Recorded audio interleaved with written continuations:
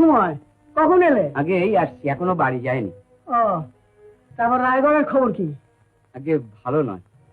ভালো না কেন? শ্রীপুরের খুব আক্রোশ মহারাজের ওপর। খুড়ো মহারাজ আসছেন, তার কাছেই সব শুনবেন। খুড়ো মহারাজ আসছেন? আমি যে মহারাজ তাকে নিমন্ত্রণ করেছেন, আপনি তা জানতেন না? হ্যাঁ জানতাম, তা জানতাম। কবে আসছেন? তানজামে রওনা হয়েছেন, আজকালের মধ্যেই পৌঁছবেন। ও, মহারাজ কোথায় বেরিয়েছেন দেওয়ানজি? হ্যাঁ, মহারাজ কোথায় বেরিয়েছেন? তিনি একটু নগর ভ্রমণে গেছেন। ও, ওই যে মহারাজ এসে পড়েছেন।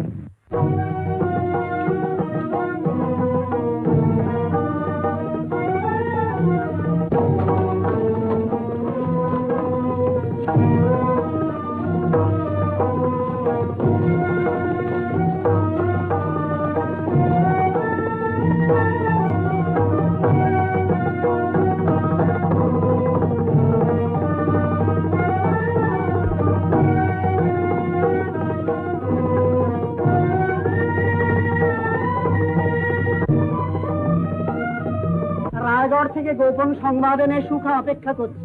কোথায়? খাস কামরায়। ও,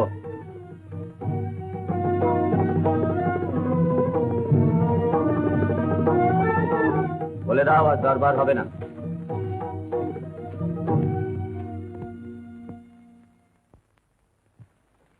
কি সংবাদ?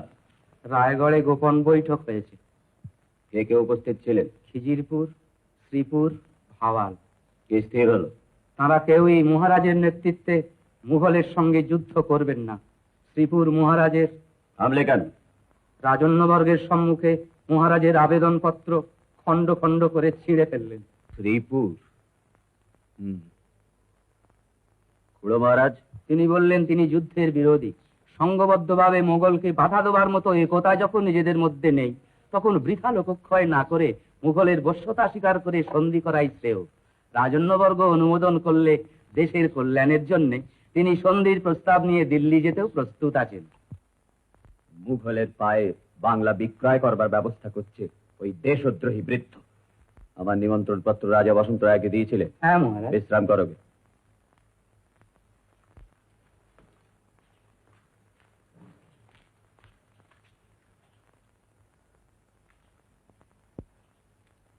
তোমার বিরুদ্ধে গুরুতর অভিযোগ আছে। আমি রাজস্ব আদায় করতে পারিনি মহারাজ। রাজস্ব আদায়ের জন্য যশোরের যুবরাজকে আমি মাধবপুরে পাঠাইনি। যশোরের রাজদণ্ড একদিন যার হাতে আসবে, তার প্রজা শাসন পদ্ধতি পরীক্ষা করবার জন্যই আমি তাকে মাধবপুরে পাঠিয়েছিলাম। প্রজা পালনই রাজধর্ম, আমি সেই নীতি পালন করবার চেষ্টা করেছি মহারাজ। এক কণ্ঠিধারী বৈরাগীর কাছে সেই নীতি শিক্ষা করছিলে না? ধনঞ্জয় বৈরাগী সাধু পুরুষ, তিনি সবসময় মহারাজের মঙ্গল কামনা করেন। সেই বৈরাগীর প্ররোচনায় প্রজারা সব একযোগে খাজনা দেওয়া বন্ধ করেছে। মুঘলের সঙ্গে যুদ্ধ আসন্ন, অর্থের প্রয়োজন। রাজস্ব আদায় না হলে রাজ্য রক্ষা হয় কি করে? চুপ করে রইলে কেন? উত্তর দাও। আমার মতে মুঘলের সঙ্গে সন্ধি করাই উচিত। সন্ধি করাই উচিত? কা পুরুষ, দায়িত্ব জ্ঞানহীন অপদার্থ। আজ থেকে তুমি পদচ্যুত হল। যাও।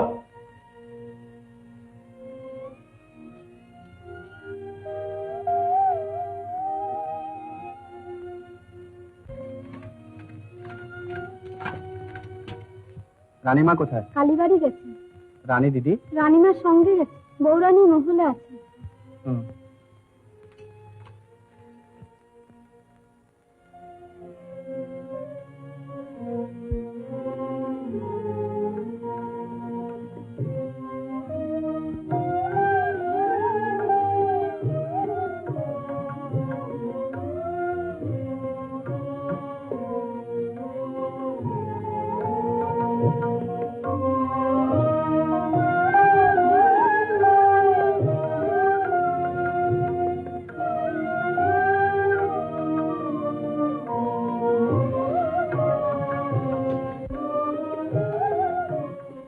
ব্যাপার? রাজপুত্রকে রাজসভা চিনবে না সে আমি জানি। যে তাকে চিনেছে সে তাকে মালা পরিয়ে বরণ করে নিচ্ছে। রাজপুত্র? রাজার ঘরে কোনোদিনই পুত্র জন্মাবে না সুরমা, বিধাতারে অভিশাপ। রাজার ঘরে উত্তরাধিকারী জন্মায়, পুত্র জন্মায় না।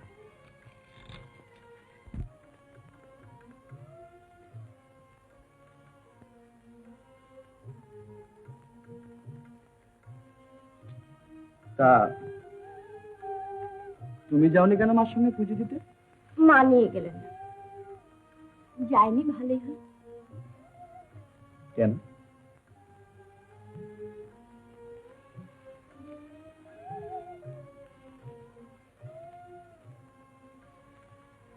আচ্ছা, আমার বাবার অপরাধের জন্য কি আমি দায়ী? আমার সময় বড় ব্যথা পাই। কি বলেন?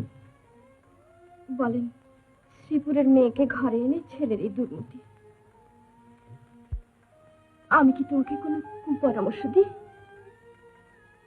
তোমার বাবা যশোরের অধীনতা স্বীকার করেন না। মহারাজ তাই তোমার উপর রাগ দেখিয়ে তার শোধ তুলতে চান। দাদা, কে বিভা? দাদা। ভালো আছিস? হ্যাঁ, মা আর আমি কালীবাড়িতে পুজো দিতে গিয়েছি। হ্যাঁ, শুনলাম। চলো দাদা, মা ডাকছেন। চল। বিভা,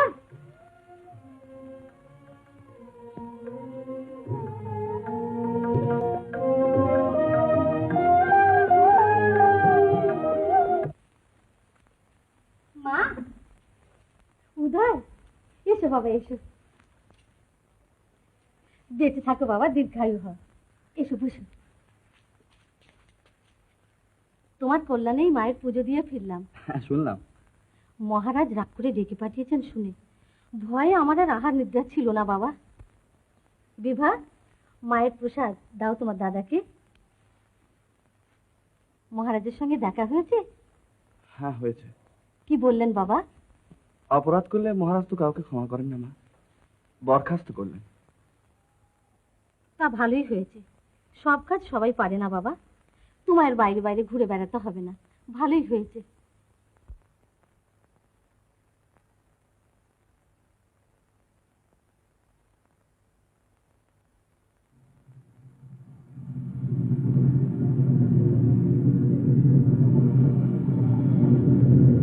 কাকে দিয়ে পাঠালি? আমার বোন মঙ্গলা বৌরণিমার খাসদাসী, তার হাতে দিয়েছি চুপি চুপি যুবরাজকে দিতে। আচ্ছা, ঠিক হয়েছে, তুই যা। মহারাজ যদি জানতে পারেন দাদা? জানতে তিনি পারবেনি, কিন্তু তাই বলে চুপ করে বসে থেকে এত বড় মহাপাপ কিছুতেই ঘটতে দেব না। তুমি লোক পাঠিয়ে যা হোক ব্যবস্থা করো দাদা। আহা, যাদের পাঠাবো তারা দিয়ে মরবে। বিভা, এখন আর ভাববার সময় নেই। তোমার দাদা সৎ কাজে যাচ্ছেন, মা ওকে রক্ষা করবেন। হ্যাঁ, দেখো, যদি কেউ কিছু জিজ্ঞেস করে বলবো কোথায় গেছে কিছু বলে যাবে, আর কখন ফিরবে তারও কিছু ঠিক নেই। কেমন?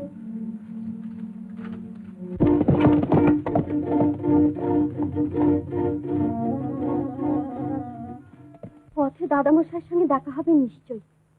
কি বলো বৌদি? নিশ্চয়ই হবে।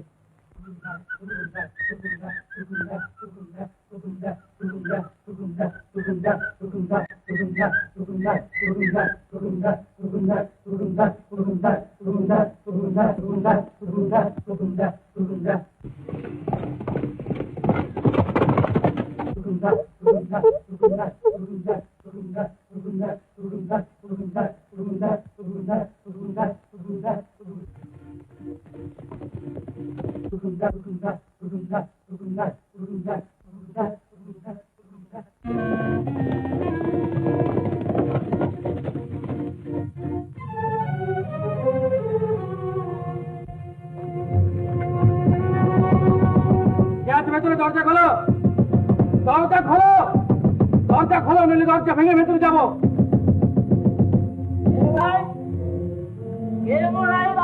হাঙ্গামা করছেন? রাজা বসন্তরা এখানে আছেন? আপনি কে? সেই হয় না কেন, কথা জবাব দাও।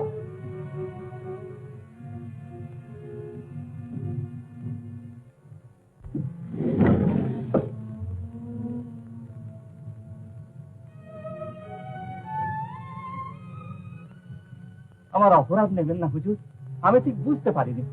খুড়ো মহারাজ এখানে আছেন? না হুজুর, আজ সন্ধ্যায় তার পৌঁছবার কথা ছিল। আমরা তার ব্যবস্থাও করে রেখেছি, কিন্তু তিনি আসেননি হুজুর। ভেতরটা আমি দেখবো। আসুন হুজুর।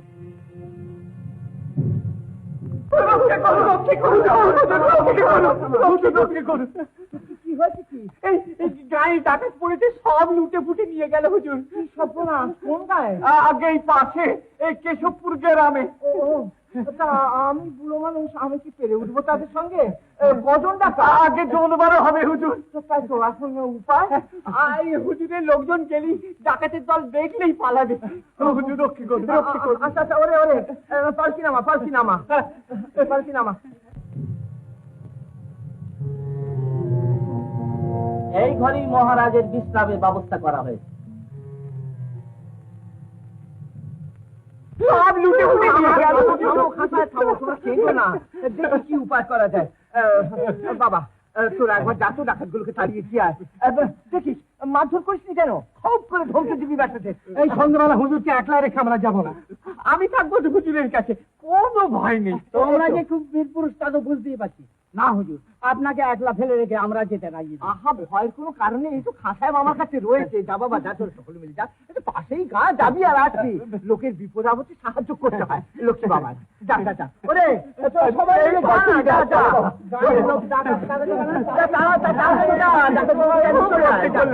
খুব রক্ষে করবেন, কোনো ভয় নেই। খাসায় বসো বসো বসো। কি ব্যাপার মুখুজ্জি মশাই, আজকে ঘুমোতে দেবেন না কি?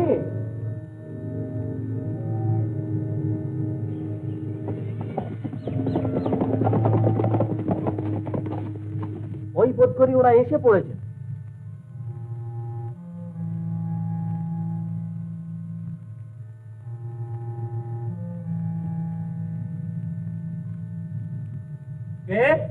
যুবরাজ, আপনি এখানে? দাদা মশাইয়ের খোঁজে। আচ্ছা, এই ছুটিতে বিশ্রাম করবার কথা, তুমি জানলে কি করে? আজকে আমার উপর আদেশ ছিল এইখানে বিশ্রামের ব্যবস্থা করে রাখবার। তিনি রায়গড় থেকে বেরিয়েছেন কিনা জানো? আজকে হ্যাঁ হুজুর, পালকিতে রওনা করিয়ে দিয়ে আমি একবার মাধবপুর হয়ে আসছি। এইখানেই তাকে পাবো এই তো জানি। তাহলে তিনি পথে আটক পড়েছেন। আমি চললাম তার সন্ধানে। সঙ্গে যাবো হুজুর? না, তোমার ঘোড়া নিয়ে আমি চললাম। আমার ঘোড়া এখানে রইলো।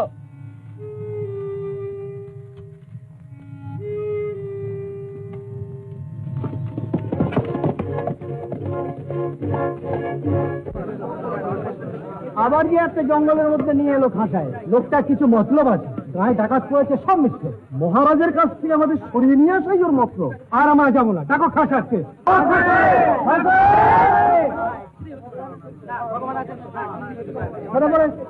নিঃশ্বাস, শুধু কোথাও তাকে খুঁজবো আর খুঁজে কাটবে। এখন চলো, যত শিগগির পারো। ওদিকে মহারাজের কি হলো কে জানে।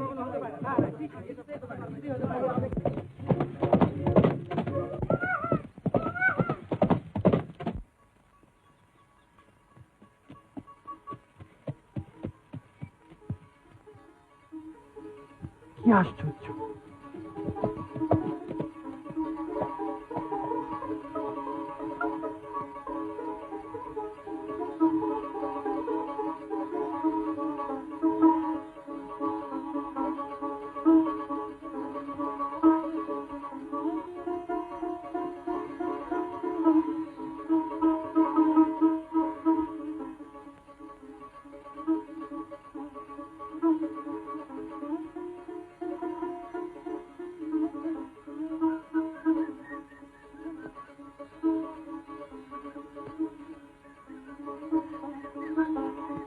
সালাম সালাম হুজুর। চাচু, আমার চাচু ভাই বধুয়া, অসময়ে কেন হে প্রকাশ? সকলেরই স্বপ্ন বলে হতেছে বিশ্বাস। স্বপ্ন নয় দাদা মশাই, সত্যি আমি এসেছি। কিন্তু তোমার ব্যাপার কি বলতো? এত রাত্রে পথের মাঝখানে কাকে সেটা শোনাচ্ছ? কে লোকটা? ভারী ভালো লোক দাদু, এই খাঁসায় ভারী সমজদার। কি আনন্দে যে সন্ধ্যেটা কেটে গেল। তা তো দেখতেই পাচ্ছি। তোমার লোকজন সব গেল কোথায়? ভালো কথা মনে করিয়েছো দাদু। তাই তো, আমার লোকজনের তো এখনো ফিরলো না খাঁসায়। তারা কি সব ডাকাতের হাতে কাটা পড়লো? ডাকাত? ও হ্যাঁ, অনেক দূরে মশালের আলো দেখেছিলাম বটে। তারা কি সব ডাকাত? হুজুর অভয় দেন তো বলি। যদি বাঁচতে চাও সত্যি কথা বলো। আমি আর আমার ভাই রহিম মহারাজ প্রতাপাদিত্যের প্রজা। মহারাজ আমাদের হুকুম দেন, হুজুর যখন যশোরের দিকে আসবেন, পথে তাকে আমরা খুন করব। রাম রাম রাম। বলে যাও, আমার ভাই কেঁদে পড়লো ডাকাত পড়েছে বলে। হুজুর লোকজন পাঠালেন ডাকাত তাড়াতে, আর আমার উপর ভার ছিল ছুরি মারবার। রাজার হুকুমে আমরা সব করতে পারি হুজুর, যদি পাপ হয় সে পাপ রাজার, কিন্তু এ কাজ করতে আমার হাত উঠলো না হুজুর। এই যে চম্বার হয়রান করেছে হুজুর। আমি সব শুনেছি। দেশে ফিরে গেলে আমার গর্দান যাবে হুজুর। এখানে তোমার গর্দান যাবে শাহজাহান। ডাকাত করেছে। কি করো কাশিম আলী, ফিরে যাও। শোনো খাঁ সাহেব, আপাতত তুমি রায়গড়ে ফিরে যাও। আমি যশোর থেকে ফিরে তোমার যা হয় একটা ব্যবস্থা করছি। যাও। এরপরও যশোর যাবার ইচ্ছা আছে দাদা মশাই? হ্যাঁ ভাই, যশোর যেতে হবে বই কি। আমি ভব সমুদ্রের কিনারায় এসে দাঁড়িয়েছি, আমার ভয় কাটে। কিন্তু এই যে ব্যাপারটা ঘটলো, এর সমস্ত কালই মুছে ফেলতে হবে। প্রসাদকে গিয়ে বুঝিয়ে বলতে হবে কত বড় ভুল করছে সে, নইলে যে সব জমে থাকবে ভাই। এসো দাদু কাটছি বাবার সব। চল রাত প্রায় শেষ হইলো বাবা। পাঠান দুটো তো এখনো এলো না। শিমুলতলি চটি তো কাছে নয়, আসতে দেরি হওয়ারই কথা। তুমি মুসড়ে পড়েছো কেন? আপনার একমাত্র কন্যার বিবাহে তিনি নিমন্ত্রিত হলেন না, আর এখন তুচ্ছ একটা কারণে তাকে নিমন্ত্রণ করলেন, আর পথে এই ব্যাপার ঘটলো। প্রজারা আপনাকেই এর মূল বলে ধরে দেবে, আর একবার সন্দেহের সৃষ্টি হলে সেটা সংক্রামক ব্যাধির মতো চারিদিকে ছড়িয়ে পড়বে। তিলকে তাল করা তোমার একটা অভ্যেসের মধ্যে দাঁড়িয়ে গেছে মন্ত্রী।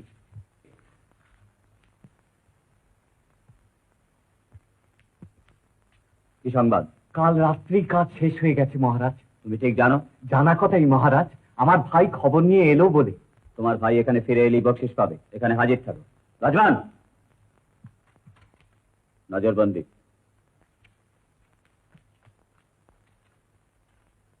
খবরটা পাওয়া মাত্রই আমাদের রায়গড়ে যাত্রা করতে হবে। খুব জাঁকজমকের সঙ্গে খুড়ো মশায়ের শ্রাদ্ধ শান্তি।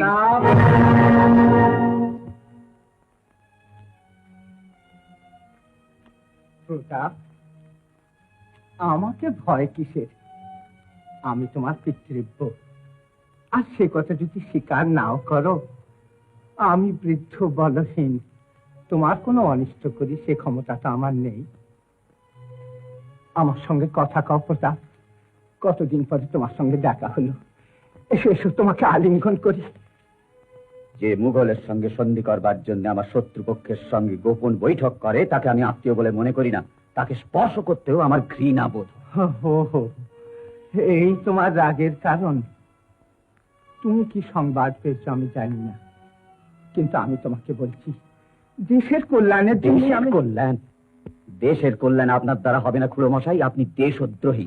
মুঘলের পদলেহন করাই হচ্ছে আপনার জীবনের একমাত্র ব্রত। না প্রতাপ না, আমি শান্তি কামী। দেশ ও দশের শান্তি আমার জীবনের একমাত্র ব্রত। বেশ, আমি তোমাকে কথা দিচ্ছি, যুদ্ধ বিগ্রহের আলোচনায় আর আমি কোনোদিন যোগ দেব না। আপনি যোগ দিন বা না দিন তাতে আমার কিছু মাত্র ক্ষতি বৃদ্ধি নেই। দাঁড়াও প্রতাপ, আমার আরো দুটো কথা বলবার আছে। এরপর হয়তো আর বলবার অবকাশ পাবো না। যে কোনো কারণেই হোক, তুমি আমাকে বধ করবার জন্য অস্ত্র তুলেছ। মৃত্যুকে আমি ভয় পাই না প্রতাপ, আর কটা দিনই বা বাঁচব। কিন্তু তুমি আমাকে বধ করে গুরু হত্যার পাপে লিপ্ত হয়েও না, তাতে তোমার ইহকাল বা পরকালের মঙ্গল হবে না বাবা।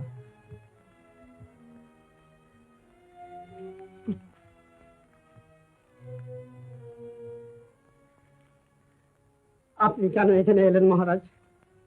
আসতে হলো পীতাম্বর। শোনো, আজ তোমাকে একটা গোপন কথা বলবো। প্রতাপের জন্মপত্রিকায় লেখা আছে সে পিতৃঘাতী হবে। সে কি? স্বর্গীয় দাদা শৈশবে ওকে হত্যা করতে চেয়েছিলেন, আমি তাকে নিরস্ত করি। পুত্র নির্বিশেষে আমি তাকে লালন পালন করেছি, আমি তার পিতৃস্থানীয়। জন্মপত্রিকার লিখন এখন যদি আমার প্রতি ফলে ফলুক, কি আর করা যাবে। এসব জেনেও আপনি? নিয়তি পীতাম্বর, নিয়তিকে বাধ্যতে মানুষের সব চেষ্টা, সব সতর্কতা সেখানে ব্যর্থ হয় ভাই। আমি না এলে প্রতাপ আসতো আমার কাছে। নিয়তির গতি কেউ কপাট বন্ধ করে আটকে রাখতে পারে না পিতাম্বর। আপনি এখনই চলে যান, আমি জোর হাতে ভিক্ষা চাইছি। তা কি হয়? এতদিন পরে সুরমা দিদিকে দেখবো, আমার বিভা দিদিকে দেখবো, তাদের নিয়ে কত আমোদ আহ্লাদ করবো। কটা দিন না থেকে গেলে কি চলে পিতাম্বর? আর সমন তো আমার শিওর এসে দাঁড়িয়েছে। আমি হাসতে হাসতে তাকে বলি, মরণ রে তুই মমসা আমার সমান। আসুক মরণ, আমি তাকে বরণ করে নেবো পিতাম্বর। যাই এখন একবার বিভা দিদির মহলে যাই। জয় বলছিল দিদির আমার দুর্জয় অভিমান হয়েছে, এইবার মানভঞ্জনের পালা গাইতে হবে ভাই, মানভঞ্জনের পালা গাইতে হবে।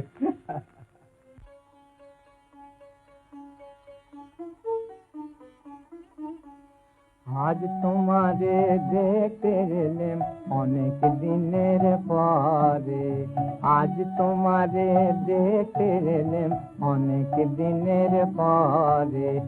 ভয় করো না, সুখে থাকো, বেশিক্ষণ থাকবো না কো, এসেছি দ্বন্দ্ব দুয়ে তরে। আজ তোমারে দেখতে এলেম অনেক দিনের পরে।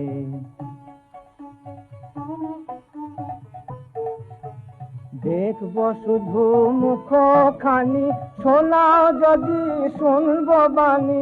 দেখবো শুধু মুখখানি, শোনাও যদি শুনবো বাণী।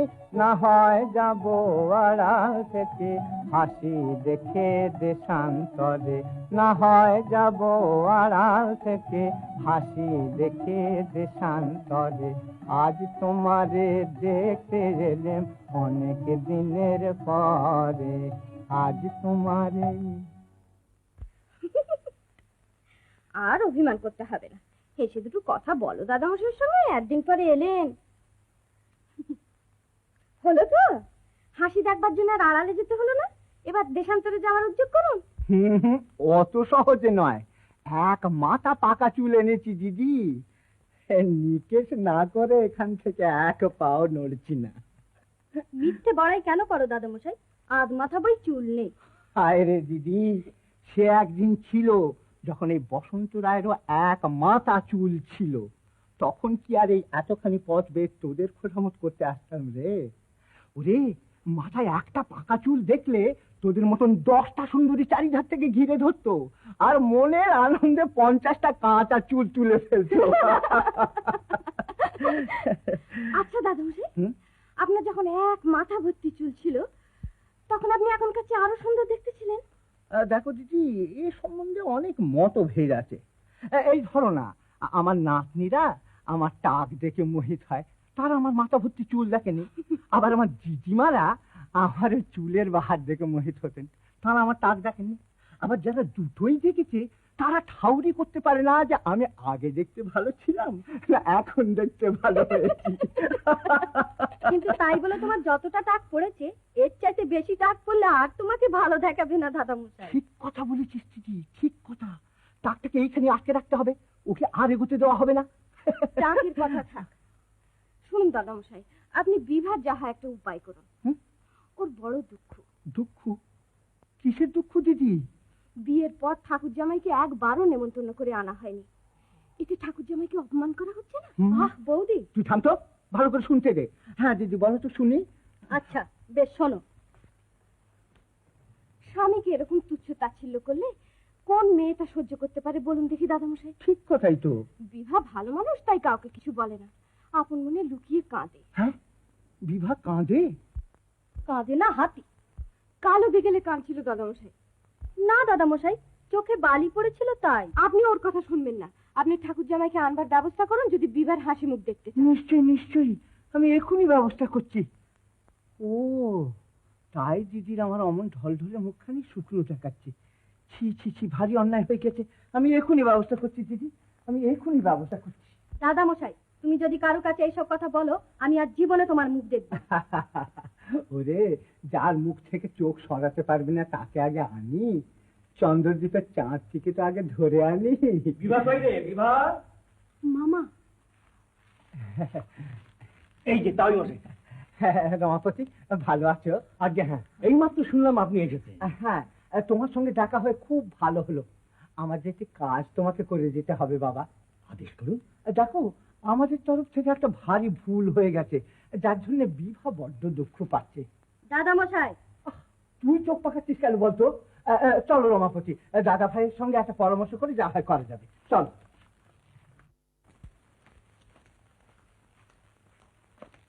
এ কি মহারাজ এমন অসময়?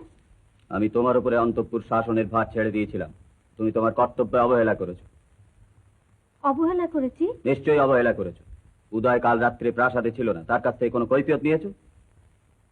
বৌমাকে জিজ্ঞেস করেছিল, সে বললে কিছুই জানে না। সব জানতো, ইচ্ছে করে গোপন করেছে। তার স্পর্ধা দিন দিন বেড়ে চলেছে। আজ খুড়ো মশাইকে কি বলেছে জানো? কই না। আমরা ইচ্ছে করে জামাইকে নেমন্তন্ন করিনি, তাকে তাচ্ছিল্য করব বলে। বৌমাকে জানিয়ে দিও যে এটা যশোর, শ্রীপুর নয়।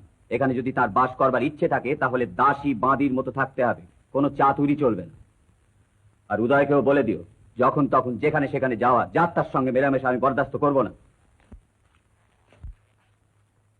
হ্যাঁ, বিভাকে বলো আমি চন্দ্রদ্বীপে লোক পাঠিয়েছি রামচন্দ্রকে নিয়ে আসবার জন্য।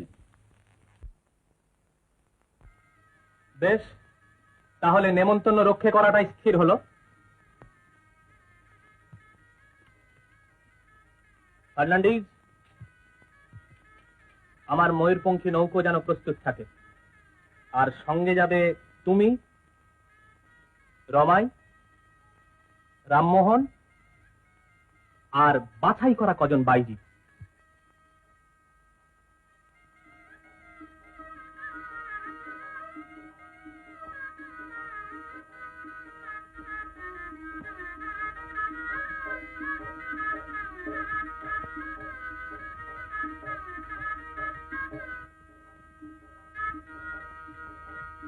রামমোহন, বাইজিরা কোথায়? তারাতে উঠেছে মহারাজ। ফার্নান্ডিজ, নৌকো ছাড়ো। মহারাজ। এই ছাড়ো, ছাড়ো, ফল ওঠাও, ফল ওঠাও।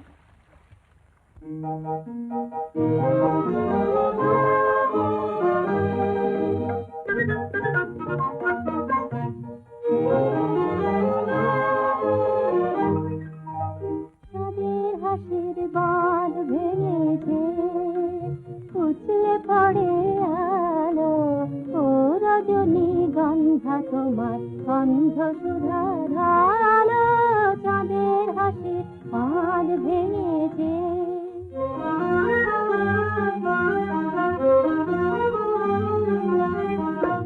ফাগুন হাওয়া বুঝতে না রে, রাত পড়েছে কোথায় ধারে। ফাগুন হাওয়া বুঝতে না রে, রাত পড়েছে কোথায়। ফুলের বনে যার পাশে যায় তারই লাগে ভালো। ও রজনী গন্ধা তোমার গন্ধ সুধা ধারালো, যাদের হাসি বাঁধ ভেঙেছে।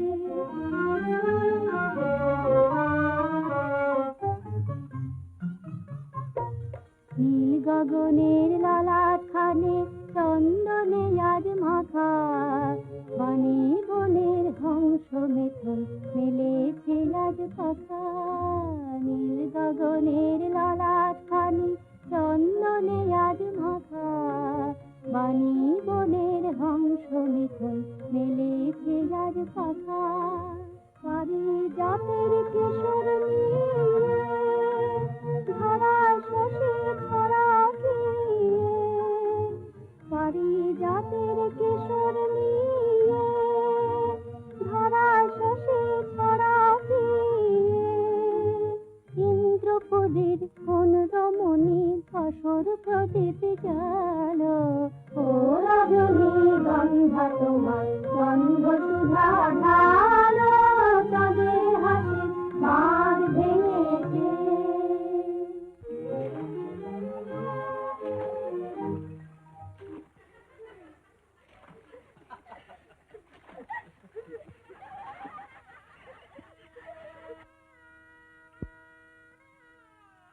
কতবার বলেছি বিভার চুল আমি বেঁধে দেবো, কথা গ্রাহ্য করে না কেন বৌমা? কেন মা? বেশ তো হচ্ছিল। বেশ হচ্ছিল না ছাই, দাও চুলটা আমাকে।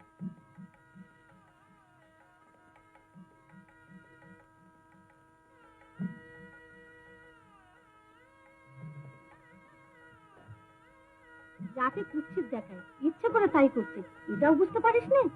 না মা, বৌদির আজ কত আল্লাহ, ওর সব গয়না দিয়ে আজ আমাকে সাজিয়ে দেবে বলেছে।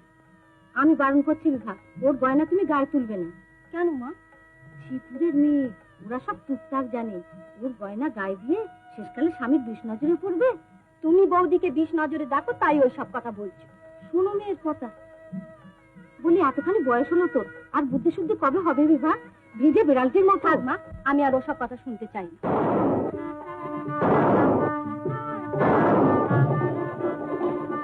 জামাই গেল বুঝি?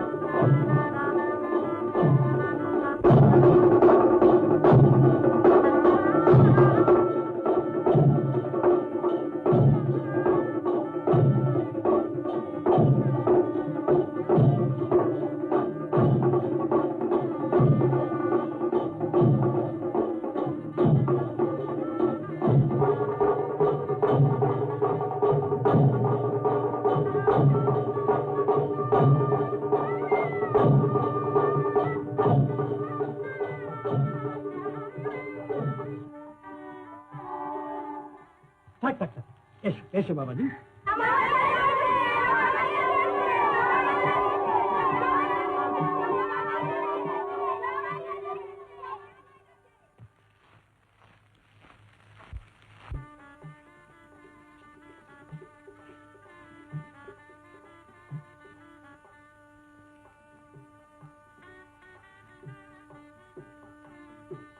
জামাই বাবাজি এসেছে, প্রণাম করবি।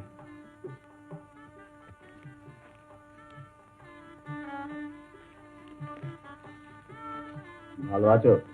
আচ্ছা, হ্যাঁ।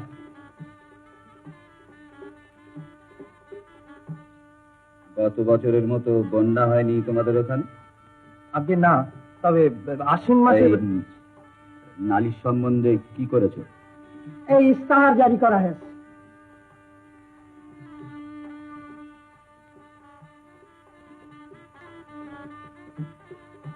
বাবাজিকে নিয়ে যাও, বিশ্রাম করুক। এসো বাবা।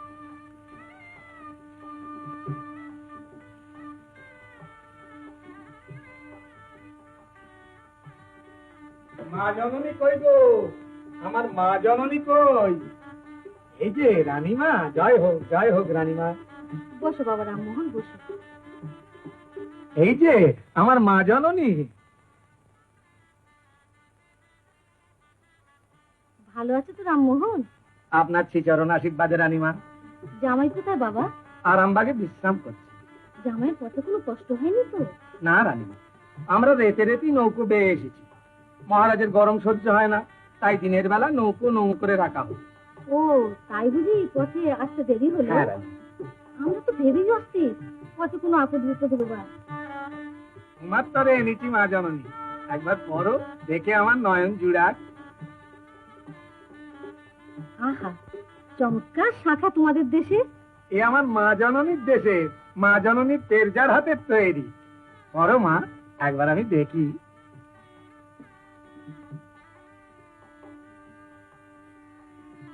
কি সুন্দর মানিয়েছে।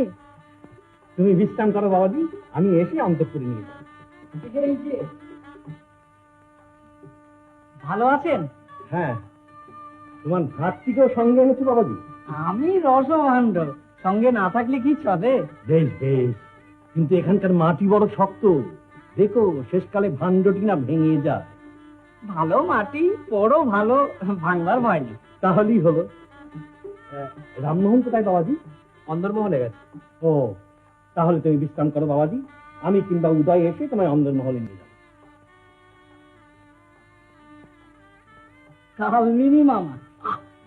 চুপ কর, শুনতে পাবে যে। রাবণ রাজার সঙ্গে দেখা হলো? তুমি একটা বিভ্রাট না বাদিয়ে ছাড়বে না দেখছি। এটা আমার রাজত্ব নয়। তাহলে ওদের জব্দ করার যে যুক্তিটা করা হলো? আমার ভাষায় কিছু করো না। সেবার বাসরে আপনার লেজ বানিয়ে দিয়েছিল, তার শোধ নেব বলে তৈরি হয়ে এসেছি। না না না, ওসবে দরকার নেই। কিচ্ছু ভাববেন না মহারাজ, আমি সব দিক সামলে কাজ করব। আপনি অমন মনমরা হয়ে পড়লেন কেন মহারাজ? ধ্যাৎ, কিচ্ছু ভালো লাগছে না, না এলেই হতো। এক কাজ করুন, অন্দরমহলে চলে যান, সেখানে শালিশালাজরা আছে, তাদের দেখলেও খানিকটা শান্তি পাবে। তা ডাকতে না এলে যাই কি করে? জামাই, ঘরের ছেলে, আপনি যেখানে খুশি যাবেন। রেমো বেটা তো বুক ফুলিয়ে চলে গেল। রেমো আমার মহিষীকে মা বলে। তা আপনিও তো আপনার শ্বশুরের মহিষীকে মা বলেন। মা কোথায় গো, মা জননী কোথায় গো বলতে বলতে ঢুকে পড়ুন, আপনাকে আটকাবে কে?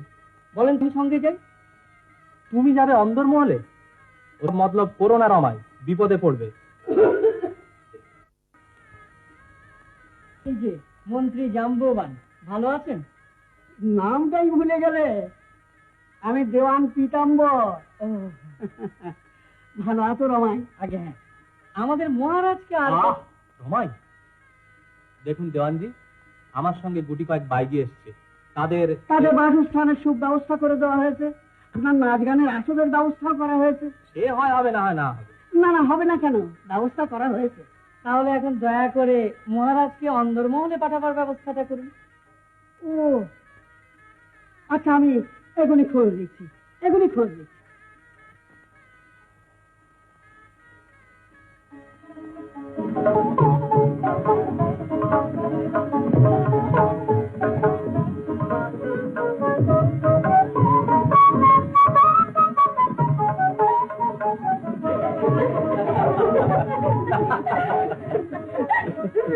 তোমার ম্যাচটি কোথায় রেখে এলে ভাই রাউন্ডা? ম্যাচটা? হ্যাঁ গো। ও হো হো হো, সেটা তো ভাই চন্দ্রদ্বীপে রেখে এসছি। কেন গো? সেটা তো আমার নিজের নয়, তোমাদের সঙ্গে আলাপ পরিচয় করবো বলে ওটা করে এসেছিলাম। এখন তো চেনাশোনা হয়ে গেছে সব, কাজেই ভাবলাম ওটা আর দরকার হবে না, তাই রেখেই এলাম। বসো ভাই, বসো বসো। ওই দেখো কে আসছে।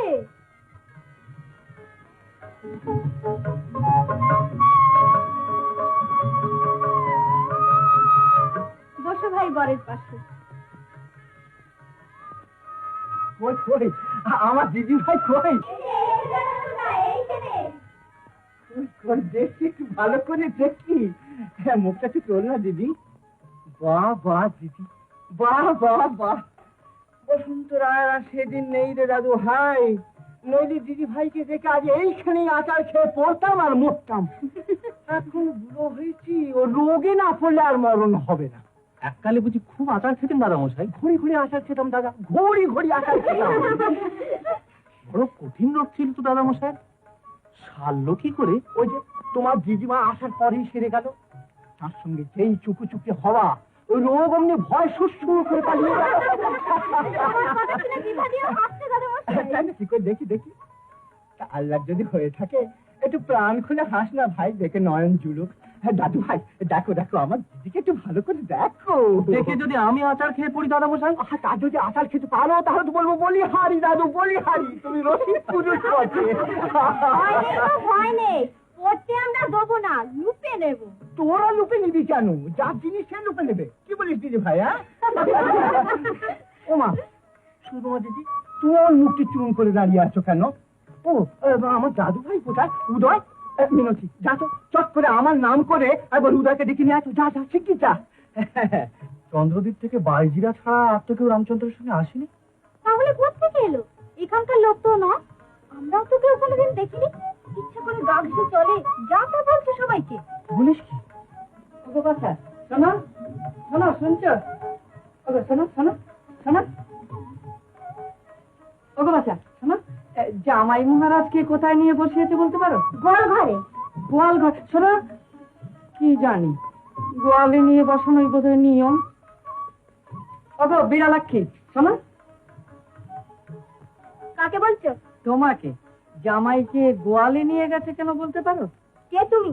আমি আমি জামাইয়ের পুরোহিত পত্নীর ননদ। আমাকে বিড়ালাক্ষী বলে ডাকলে কেন? নতুন লোক, নাম তো জানি না ভাই, বেড়ালের মতো চোখ তোমার, তাই। আমলো যা।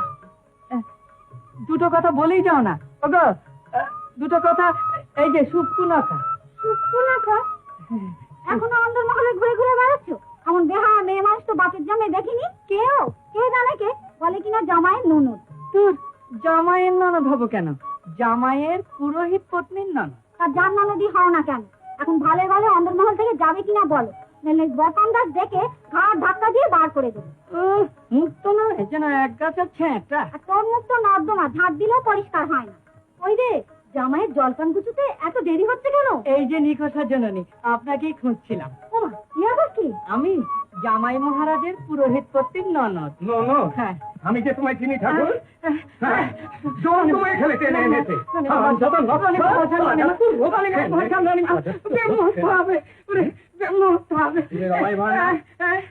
রমাই ভার না? আগে অন্তর্মহলে ঢুকেছিলে কোন সাহসে? আগে সাহসে নয়, মহারাজার আদেশে।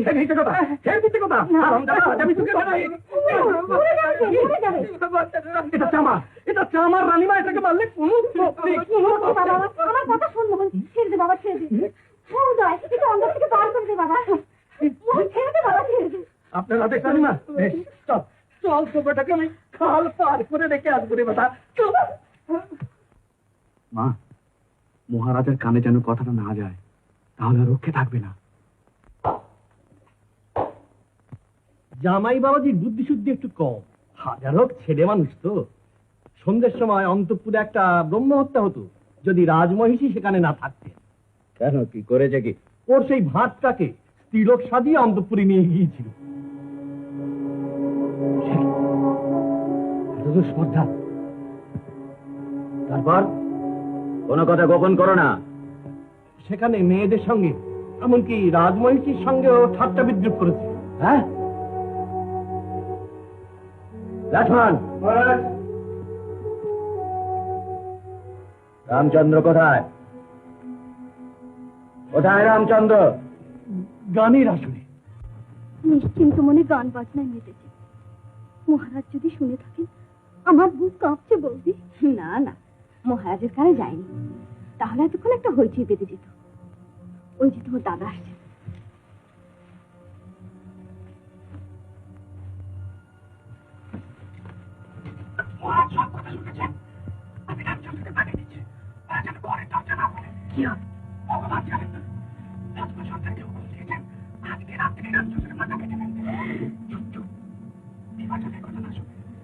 আমাকে লুকিও না দাদা, কি হয়েছে বলো।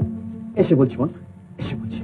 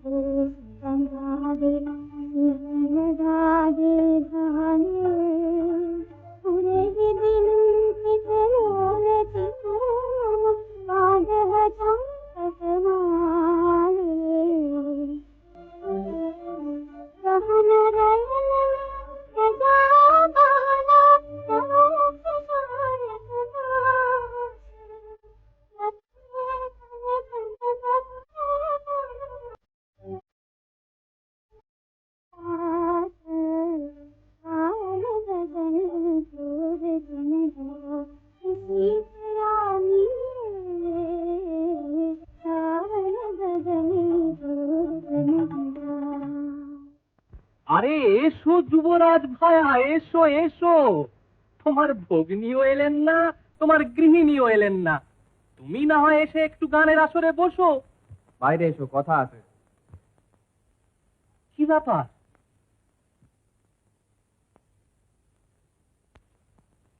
রমাই ভাঁড়কে স্ত্রীলোক সাজিয়ে তুমি অন্তঃপুরে পাঠিয়েছিলে? না, সত্যি বলছো? নিশ্চয়ই। তবে কি ঠাট্টা বিদ্রুপ করবে বলছিল? আমি তো মত দিইনি। শোনো, এখনই তোমাকে যশোর ছেড়ে পালাতে হবে। কেন? মহারাজ তোমার প্রাণদণ্ডের আদেশ দিয়েছেন। তার মানে এসো, এসো বলছি। তাওই মশাই বিভাকে নিয়ে মহারাজের কাছে গেছেন, তোমাকে এখনই সেখানে যেতে বললেন। ও, আপনি রামচন্দ্রকে নিয়ে বিবাহ করে যান, আমি এক্ষুনি আসছি। যুবরাজ, রামমোহনকে রেখে দাও, আমি এক্ষুনি যশোর ছেড়ে চলে যাবো। এ কি অভদ্রতা! রাগ করো না ভাই, রাগ করো না, সেই ব্যবস্থাই হচ্ছে। মামা, আপনি রামচন্দ্রকে বিবাহ করে নিয়ে যান, আমি এক্ষুনি আসছি। এসো, এসো বাবুজি, এসো। না দাদামশাই, আমি যাবো না, আমি যাবো না। হয় না, হয় না। না দাদা।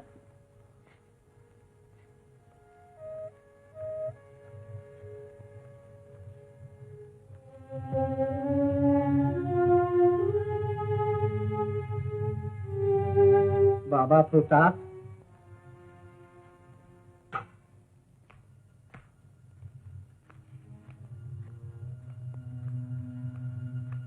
বাবা প্রতাপ, এও কি সম্ভব? কেন সম্ভব নয়?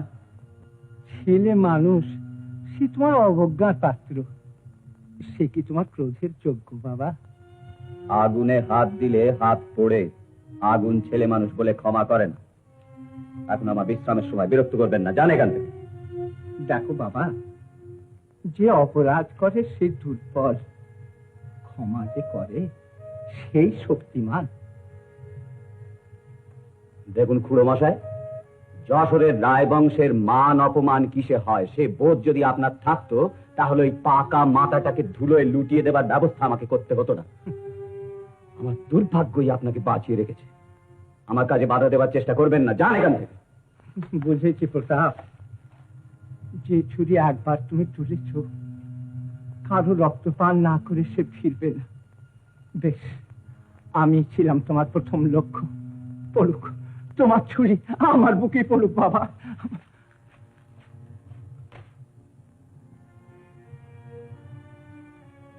বিভার কথা একবার ভেবে দেখো বাবা।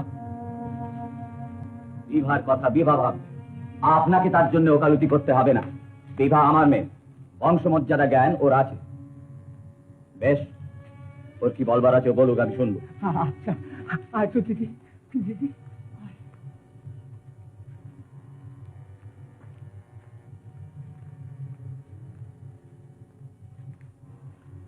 সব কথা শুনেছো বিভা? একটা ভাঁড়কে স্ত্রীলোক সাজিয়ে অন্তঃপুরে নিয়ে গিয়ে তোমার মাকে অপমান করবার মতো দুর্বুদ্ধি যে মাথাটায় গজিয়েছিল, সে মাথাটাকে আমি কেটে ফেলবার হুকুম দিয়েছি। কিছু বলবার আছে? আপনি মহারাজ, আপনি দণ্ডদাতা বিচারক। শুনলেন খুড়ো মশাই? একটা অপদার্থ স্বামীর জীবনের চেয়ে যশোর রাজবংশের সম্মান বিভার কাছে অনেক বড়, জানে কেন? কি করলি দিদি, এ কি করলি? মহারাজের পায়ে ধরে তোর স্বামী প্রাণ ভিক্ষা চেয়ে নে দিদি, চেয়ে নে।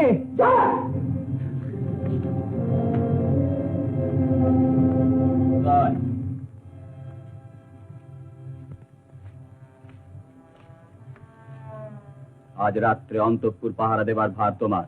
পাহারা দেবার লোক মহারাজের যথেষ্ট আছে, ও ভার আমি নেব না।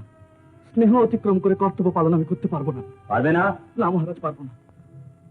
ও লক্ষ্মণ, মহারাজ, মুক্তিয়ার খাঁকে বল অন্তঃপুরের সব দরজায় কড়া পাহারা মোতায়েন করতে, কেউ যেন বাইরে যেতে না পারে। আর সে নিজে সিং দরজা পাহারা দেবে। যোগ মহারাজ। পাহারা দেবে মুক্তিয়ার খাঁ, কিন্তু তাই রইলে তুমি। কেউ যদি পালিয়ে যায় কৈফিয়ত দিতে হবে তোমাকে। যাও।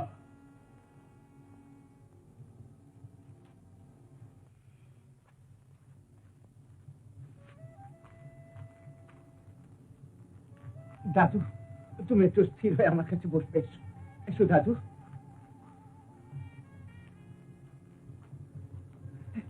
এই যে দাদু, কি হলো?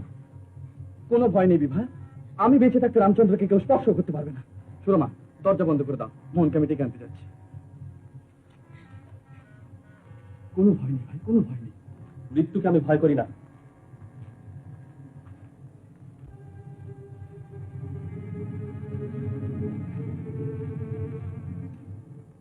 সীতারাম, দরজা খোলো, আমি বাইরে যাব।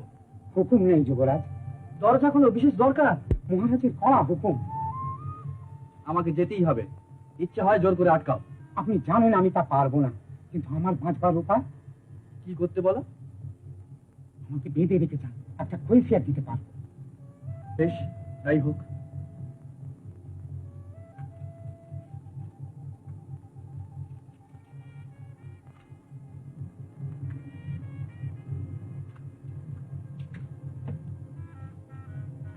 সামনের ফাটকে ভাববাত আছে যুবরাজ। আচ্ছা, আমি যাই একবার হয়তো বলবেন এখনই ওর মাথা কেটে আনো। হাতে পায়ে ধরে কোন রকমে আজকে রাতটুকু ভিক্ষা চাই নিয়েছি, তাও তর সইবেন। মহারাজকে একবার বিবাহের কথা ভেবে দেখলেন না? তবে কার কথা উনি ভেবেছেন যে আজ বিবার কথা ভাববেন? সন্ধ্যের পর পিশাচের দাস হন, মানুষ তো থাকেন না। তুমি বা কেন মহারাজের কানে কথা তুলতে গেলে? হাসির কথা, উনি যে ব্যাপারটা এইভাবে নেবেন আমি ভাবতেই পারিনি। তাহলে এখন কি হবে? তাই চেষ্টা করছি আজকে রাত্রি যাতে যশোর থেকে পালাতে পারে। একই অত্যাচার যুবরাজ, একই অত্যাচার। আমি মহারাজকে বলবো যে আপনি জোর করে বেঁধেছেন। সিং রাজ্যের মুক্তিয়ার খাঁ আছে, সেটা কি করে পার হন দেখবো।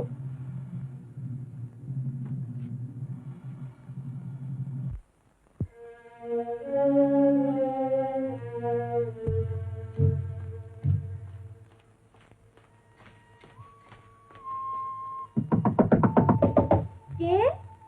আমি, দরজা খোলো।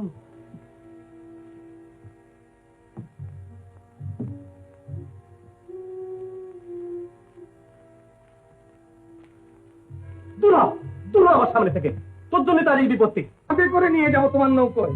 অশোক লক্ষ্মণ সর্দার, দেখবো কতখানি তার বুকের পাটা। কি ভরসা তুমি এই কথা বলছো রামমোহন?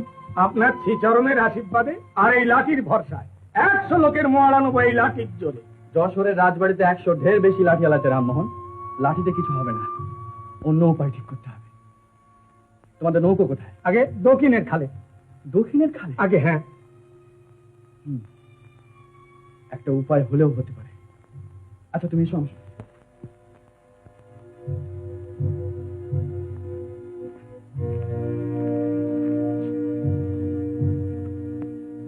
তোমাদের ময়ূরপঙ্খী কোথায়? বড় নৌকো তো খালের মধ্যে ঢুকতে পারেনি, খালের মুখে আছে। এই নৌকে বাইজিরা এসেছে। নৌকোর মাঝি মোল্লারা তারা সব নৌকোই আছে। যুবরাজ, আমি মহারাজকে পিঠে বেঁধে খালে ঝাঁপিয়ে পড়বো? না না মোহন, এমন অসম্ভব কাজ করতে যাও না, একটা অন্য উপায় ঠিক করতে হবে। আচ্ছা মোহন, দড়ি বেয়ে নৌকোয় নামতে পারবে? খুব পারবো। এই কথাটা তো আমার মাথায় আসেনি যুবরাজ, কিন্তু দড়ি দড়ি কোথায় পাবো? দড়ির ব্যবস্থা আমি করছি, তুমি অপেক্ষা করো।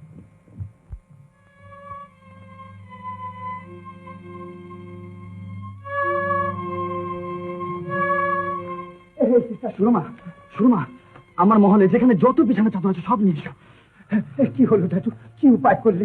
উপায় একটা হয়েছে দাদা মশাই, তোমরা এখানে অপেক্ষা করো, আমি এসে ডেকে নিয়ে যাবো। আচ্ছা দাদু, হে ভগবান।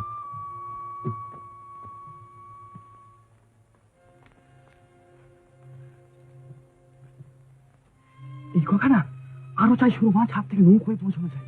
আর তো নেই, চলো বিবাহ করতে গেলে। আচ্ছা,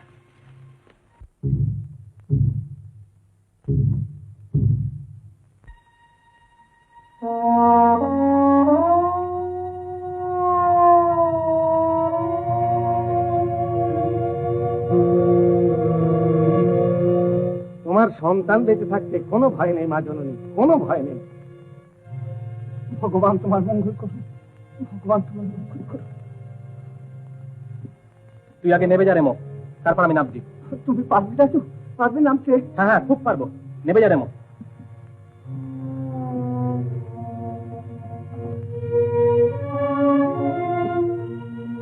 সাবধান।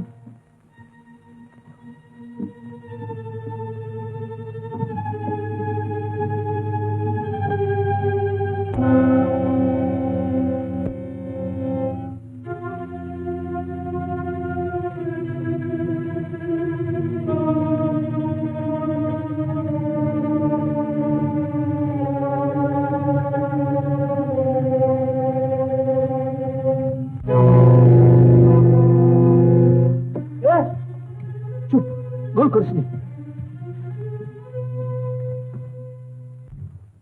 টুকা টুকা টুকা টুকা।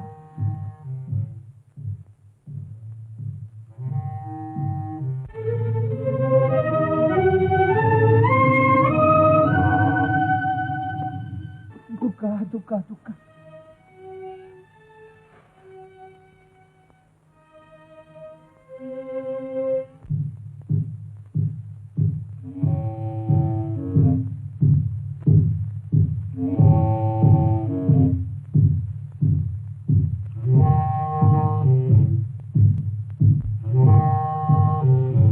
নৌকুঞ্চল মুখের কাছে।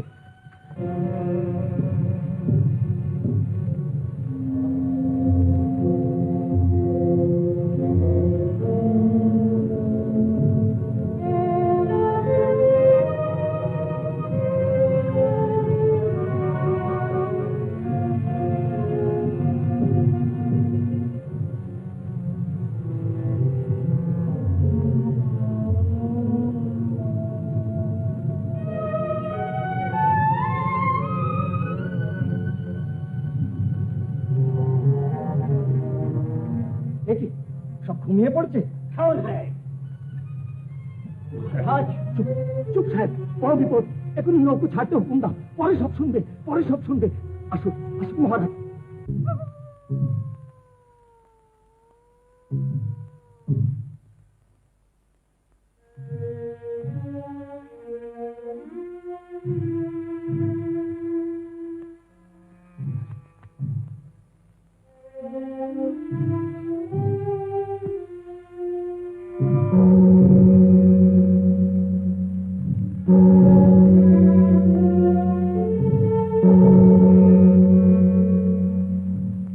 দাদু, তৃতীয় প্রহরের ঘন্টা বাজলো না? হ্যাঁ দাদামশাই। নৌকো নিশ্চয়ই এতক্ষণে ভৈরব নদীতে পড়েছে। কি বলো? খুব সম্ভব, পথে যদি কোনো রকম বাধা না পেয়ে থাকে। বাধা? হ্যাঁ, তাও তো বটে।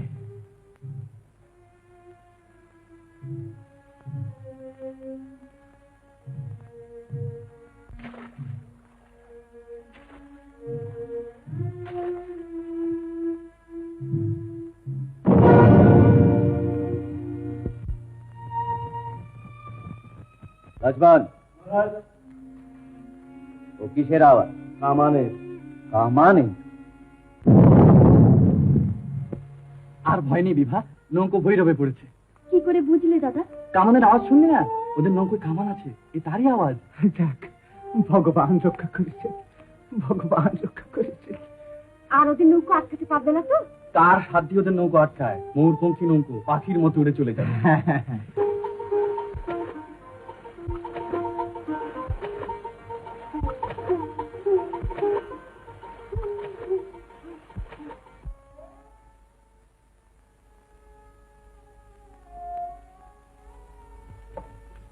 জোর করে উদয় হাত পা বেঁধেছে, এ আমি বিশ্বাস করি না। মুক্তিয়া ইচ্ছে করে বাঁধিয়েছে এই নমক হারাম পাটা। না না, সব দোষ আমার বাবা পুতা, সব দোষ আমার। আপনিও যে এর মধ্যে আছেন তা আমি জানি খুড়ো মশাই। এখন বলুন, পালালো কোন পথে? সিং দরজা তো বন্ধ ছিল। বলুন, গোপন করবেন না। ওই রামমোহন আর জামাই দাদু ছাদ থেকে দড়ি বেয়ে নৌকায় নামেন। দড়ি পেল কোথায়? ওই অন্দরমহলের চাদর পাকিয়ে তৈরি করা হয়েছিল। বুঝেছি, এ বৌমার বুদ্ধি। শুনুন খুড়ো মশাই, আপনি যদি বার দিক যশোরে আসেন তাহলে উদয়ের প্রাণ বাঁচানোর দায় হবে। আমি জানি সে নির্বোধটা পরের ইচ্ছে মতো কাজ করে, তাই সেই যাত্রা বেঁচে গেল। শুনুন খুড়ো মশাই, আপনি এই মুহূর্তে যশোর পরিত্যাগ করুন, এই আমার আদেশ।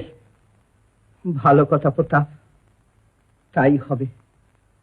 ভগবান তোমার মঙ্গল করুন বাবা প্রতাপ, ভগবান তোমার মঙ্গল করুন। মুক্তিয়ার, সীতার আমার ভাগবতকে বরখাস্ত করা বল। দারোগাকে বলো 20 ঘা করে বেত মারুক এই বেঈমান বেটাতে।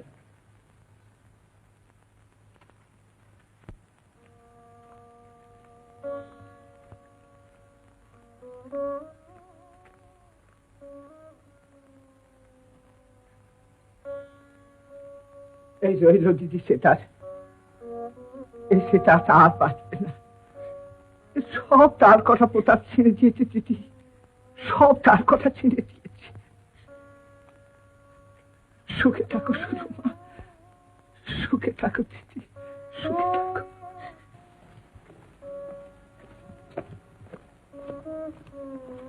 দাদু, ওরে আমার দাদু, দাদু, দুঃখ করিস নি দাদু, দুঃখ করিস নি। সুখে থাক ভাই, সুখে থাক।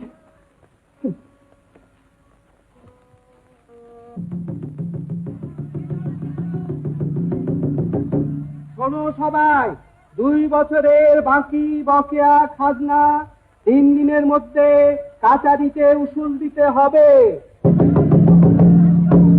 শোনো সবাই, 2 বছরের বাকি বকেয়া খাজনা 3 দিনের মধ্যে কাচারিতে উসুল দিতে হবে। যারা না দেবে তাদের অস্থাবর সম্পত্তি, হাল গরু যা কিছু সব রাজ সরকারে বাজেয়াপ্ত হবে। সর্বনাশ, 3 দিনের মধ্যে বাকি বকেয়া জমা দেবো করছি।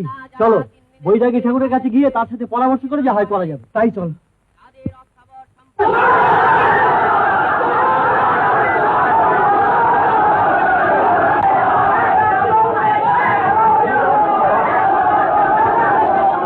হাসপাতাল তো কম নয়, বলা নেই কওয়া নেই, দলবল নিয়ে ভেতর ঢুকে পড়েছো। মানা মানে না হুজুর।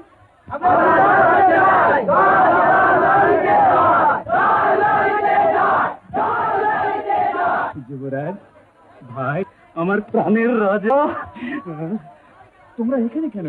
আমরা রাজাকে মানি না, আমরা তোমাকেই রাজা করব। কাকে মানিস নে রে? হ্যাঁ,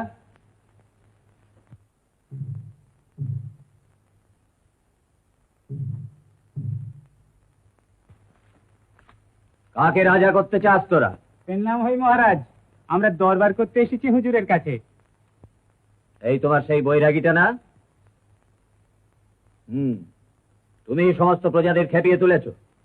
খেপিয়ে বেড়ানোই যে আমার কাজ, নিজে খেপি সবাইকে খেপাই। আমারে পাড়ায় পাড়ায় খেপিয়ে বেড়ায় কোন খেপাসে, আমারে পাড়ায় পাড়ায় খেপিয়ে বেড়ায় কোন খেপাসে।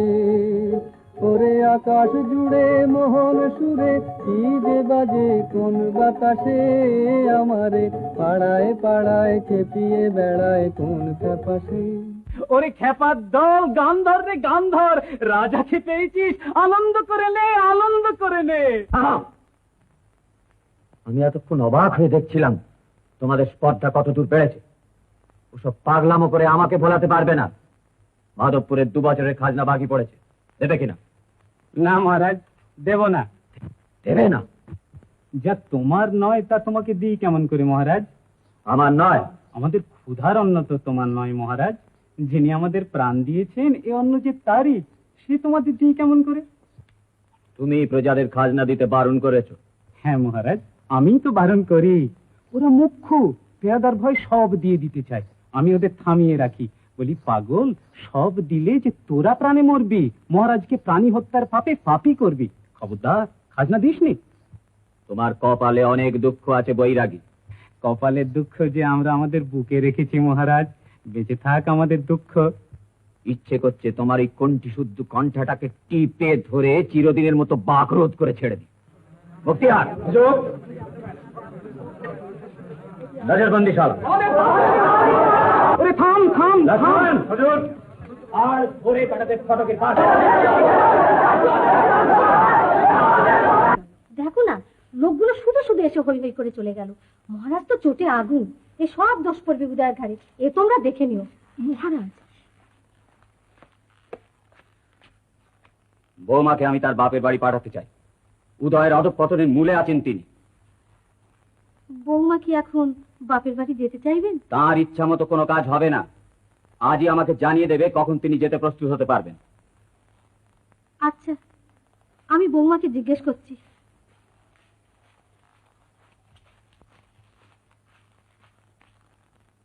তুমি সীতার আমার ভাগবতকে মাসোহারা দাও। জি মহারাজ। ভবিষ্যতে আজ যেন তাদের কোনো রকম সাহায্য না করা হয়। আমি দোষী, তাদের দণ্ড দিয়ে আপনি আমাকেই দণ্ডিত করেছেন মহারাজ। তাদের হয়ে আমি দণ্ডভোগ করছি। কোনো সাহায্যই তারা পাবে না, এই আমার আদেশ। তুমি যেতে পারো। হ্যাঁ, আর একটা কথা, বৌমাকে আমি তার বাপের বাড়ি পাঠাতে চাই, তিনি যেন প্রস্তুত থাকেন।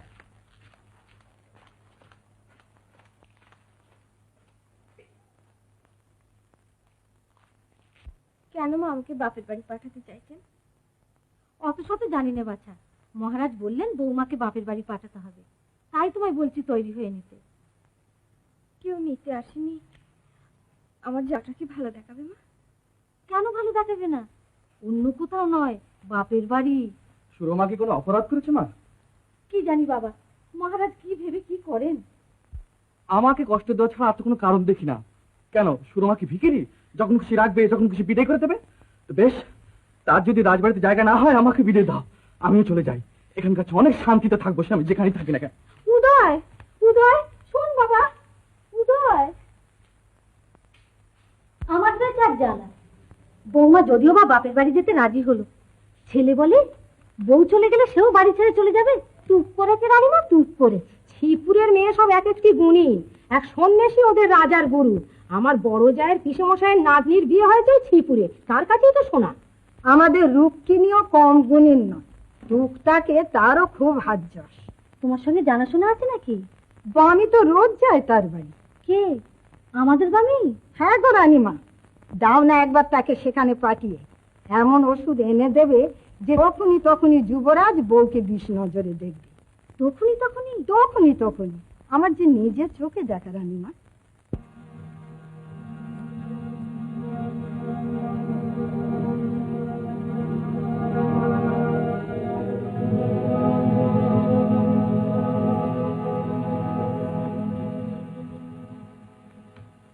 মন খারাপ করো না লক্ষ্মীটি, আমি চলে গেলে মহারাজ যদি তুমি সুনজরে দেখেন, তখন তার অনুমতি নিয়ে আমাকে আনিয়ে নিও। তুমি মহারাজকে চেনো না সুরমা, চেনো না। পাষাণ, পাষাণের চাইতেও যদি কোনো কঠিন জিনিস থাকে তিনি তাই। নইলে বাপের অধিক যত্নে যে খুঁড়ো তাকে মানুষ করেছেন, তাকে খুন করতে চান? বিভাকে দেখিয়ে দিয়েছি তোমার সব জিনিসপত্র কোথায় রইল। জিনিসপত্র আমার কোনো দরকার নেই, কোনো দরকার নেই।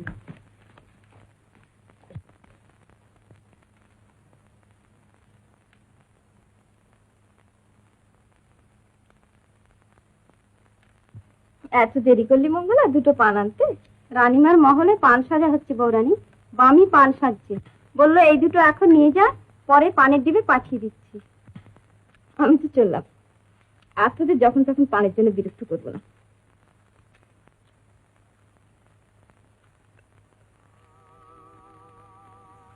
কি মশলা দিয়ে পান সেজছে রে? কেমন ঝাঁঝালো ঠিকলো, কাঁচটা শুকুই নাকি? মাথাটা কেমন ঘুরছে। একটু জল খান বৌরানী, কেটে যাবে।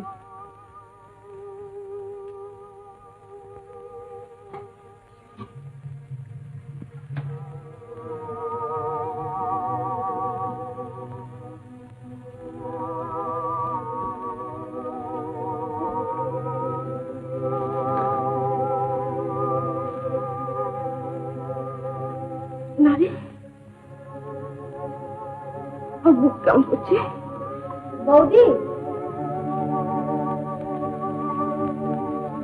কি হয়েছে বৌদি? কি জানি কি হলো, তোমার দাদাকে ডাকো দিবা, আমার বুক কেমন করছে। কেন এমন হলো বৌদি? দেখো না, শিখে ডাকো তোমার দাদাকে, আমার বুক কেড়ে গেল। তুমি বাধা দিও না মা, আমি সুরমার সঙ্গে যাই। মহারাজের অনুমতি না নিয়ে গেলে তিনি যে রাগ করবেন বাবা। শিখে যাও, বৌদি কেমন করছে। কেন, কি হয়েছে রে? পানের সঙ্গে বিষ খাইয়েছে, বৌদি আর বাঁচবে না। কি অপরাধ করেছিল নিরীহ বাচ্চাটা তোমাদের কাছে? আমি বামি, বামি। কি রানীমা, বৌমা কি ওষুধ খেয়েছেন? হ্যাঁ, পানের সঙ্গে সেজে দিয়েছি তো। অত কড়া ওষুধ আনলি কেন? কড়া ওষুধ তো চেয়েছিলেন রানীমা, তাই বলে অত কড়া। এই নে, আমার গলার হার নেই, এই উল্টো ওষুধটা নিয়ে আয় মা, শিগগির নিয়ে আয়। ছুটতে চলে যা, ছুটতে চলে যা মা। পানের সঙ্গে বিষ খেয়েছেন? আমাকে মঙ্গলা তো তাই বললে হুজুর। সর্বনাশ। আচ্ছা তুই যা।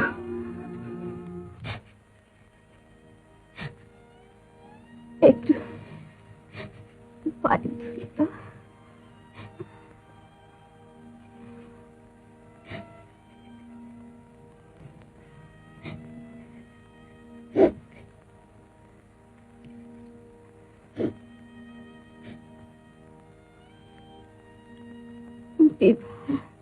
বৌদি, কথা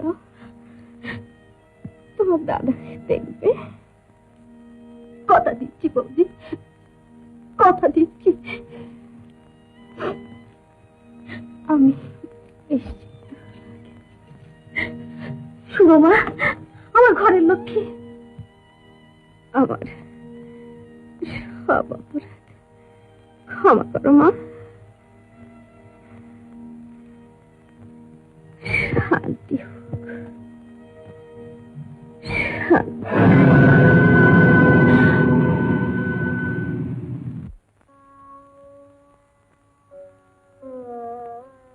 তোমাদের আপদ বালাই দূর হলো মা। শুনলে তো শেষ কথা, শান্তি হোক। এখন তোমাদের রাজবাড়ির শ্রী ফিরে আসুক। আমাকে আর ধরে রাখার চেষ্টা করো না। মহারাজ যদি আমাকে আটক করবার চেষ্টা করেন, বিষ আমি জোগাড় করতে পারবো। এখানে এসে আজ এই প্রথম শান্তি পেল।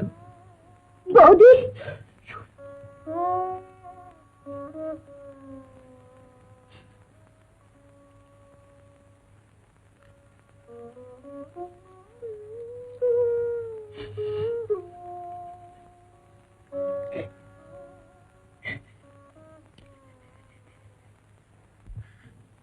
আমি বৌমাকে মেরে ফেলেছি মহারাজ, আমাকে শাস্তি দাও। তুমি মেরে ফেলেছো? তার মানে? আমার দুর্বুদ্ধি মহারাজ, যাতে উদয়ে চক্ষুশূল হয় সেই চেষ্টা করতে গিয়েছিলাম। কি এনে খেতে দিল পানের সঙ্গে? কে এনে দিল? কার কাছ থেকে এনে দিল? আমি দাসী রক্ষিণীর কাছ থেকে দুটো বড়ি এনেছিল, বললে পানের সঙ্গে খাইও, ছেলে দু চক্ষে বউকে দেখতে পারবে না।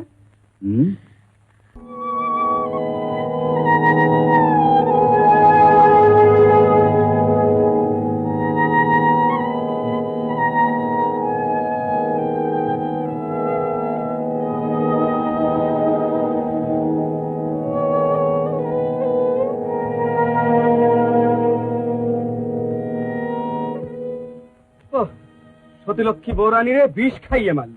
এই অত্যাচারে কি কোনো বিচার নেই? কেন থাকবে না? দিল্লির বাদশার কাছে দরখাস্ত করলে তখনই এর বিচার হয়ে যায়।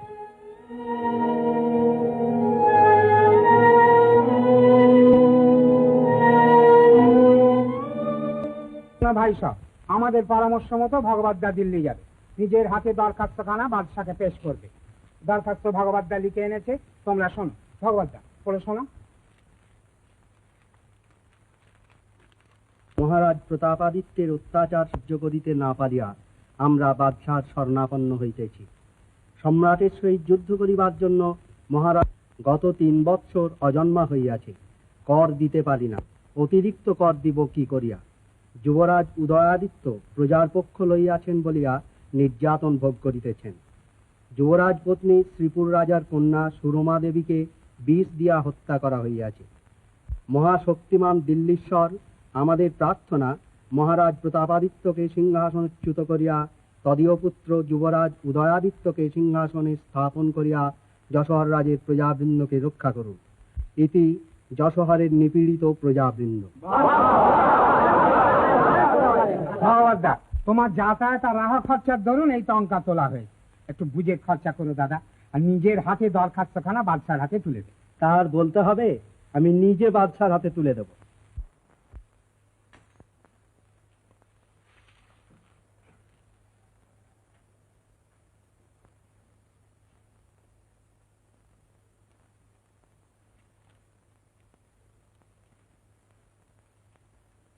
দরখাস্তখানা দিল্লির বাদশার হাতে না দিয়ে আমার হাতে দিলে কেন? আমি আর ওদের দলে থাকতে চাইনি মহারাজ। আবার চাকরিতে বহাল হতে চাও? হ্যাঁ মহারাজ। লক্ষ্মণ, এই বেঈমান বেটাকে 50 গা চাবুক লাগে। দোহাই মহারাজ, জানিয়ে যা। দোহাই মহারাজ, দোহাই মহারাজ।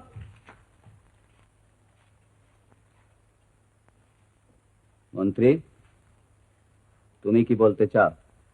যুবরাজ এর মধ্যে নেই মহারাজ। আমারও তাই মনে হয়। কি করতে বলো? এসব ওই মাধবপুরের প্রজাদের কাজ, ওদের সৎ পরামর্শ দেবার লোক নেই। সীতারা আমার সনাতনের মতন লোকের কথায় ওরা নেচে ওঠে। সেই বৈরাগীটাকে ছেড়ে দিলে ওরা শান্ত হবে? আমার তো তাই মনে হয় মহারাজ। বেশ, তাকে ছেড়ে দাও, তার জায়গায় যুবরাজকে আটকে রাখ। সে কি কথা মহারাজ, সদ্য পত্নী শোকে তিনি কাতর। মন্ত্রী, উদয় আমার জ্যেষ্ঠ পুত্র, এ রাজ্যের ভাবী উত্তরাধিকারী। সে আমার স্নেহ ভাজন, কিন্তু সে দুর্বল চিত্ত, মেরুদণ্ডহীন। এইসব চক্রান্তকারীরা তাদের শক্তি বৃদ্ধি করবার জন্য তাকে দলে টানবার চেষ্টা করছে। মূর্খেরা জানে না যে যশোরকে বিপন্ন করবার চেষ্টা যে করবে, আমার হাত থেকে তার নিস্তার নেই। সে আমার পুত্রই হোক আর তিনি পিতৃব্যই হন না। তুমি বাধা দেবার চেষ্টা করো না। উদয়কে রক্ষা করবার একমাত্র উপায় তাকে নজরবন্দিশালায় আটকে রাখা। তুমি আজই তাকে সেখানে পাঠাবার ব্যবস্থা কর।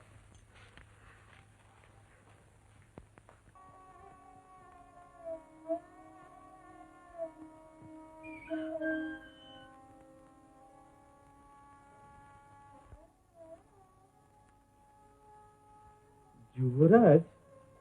না, উদয়। বন্ধু, আজ তুমি মুক্ত, তোমার স্থান আমি নিলাম। মহারাজার আদেশ। দুঃখ করো না ভাই, দুঃখকে যে হাসি মুখে বরণ করে নিতে পারে সেই তো ভাগ্যবান।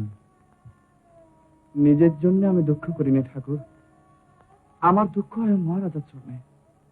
ভয় ওর মনে বাসা বেঁধেছে, এক তিল শান্তি নেই।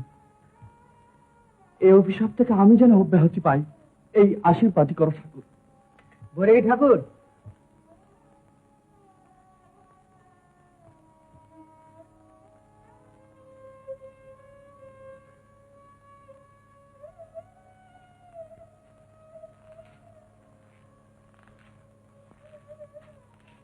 বিদায় দাও ভাই, আবার দেখা হবে। দেখা হবে? হবে বই কি, তুমি আর আমি এক পথের পথিক। চলতে পথে পথে বাজিতে ব্যথা পাদালে তো মন সরে না যেতে কাদালে তুমি ভালোবাসারি ঘায় কাদালে তুমি।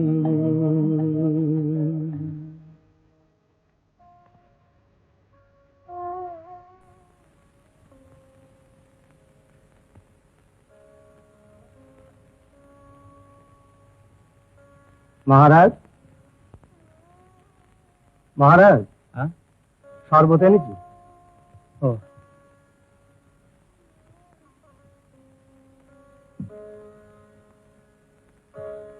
দেখ মোহন, আমি ওই যশোরের কথাই ভাবছিলাম।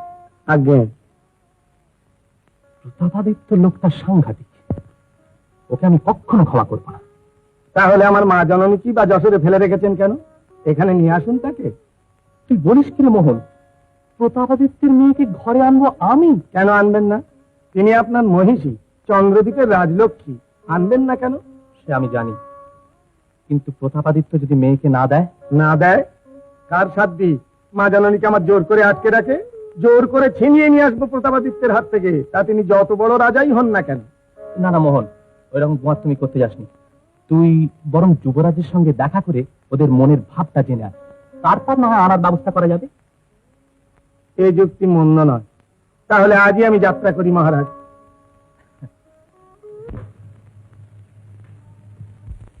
বিভা, দাদা, বস। মহারাজের অনুমতি পেয়েছি, এখন থেকে আমি রোজ আসবো সকাল সন্ধ্যে। মহারাজ অনুমতি দিলেন? হ্যাঁ। বেশ, বড় একলা লাগতো বোন, ভালোই করেছিস। কাল থেকে তোমার খাবার নিয়ে আসবো রাজবাড়ি থেকে। কেন রে? এখানে খাবার তো কোনো কষ্ট নেই। সবই তো পড়ে থাকে। আমরা শুনেছি তুমি কিচ্ছু খাও না। মা কত কাঁদতে লাগলে। বেঁচে থাকতে আর ইচ্ছে নেই বোন, কোনো কাজেই। তোর একটা ব্যবস্থা করতে পারলে আমি শান্তিতে যেতে পারতাম তোর বৌদির কাছে।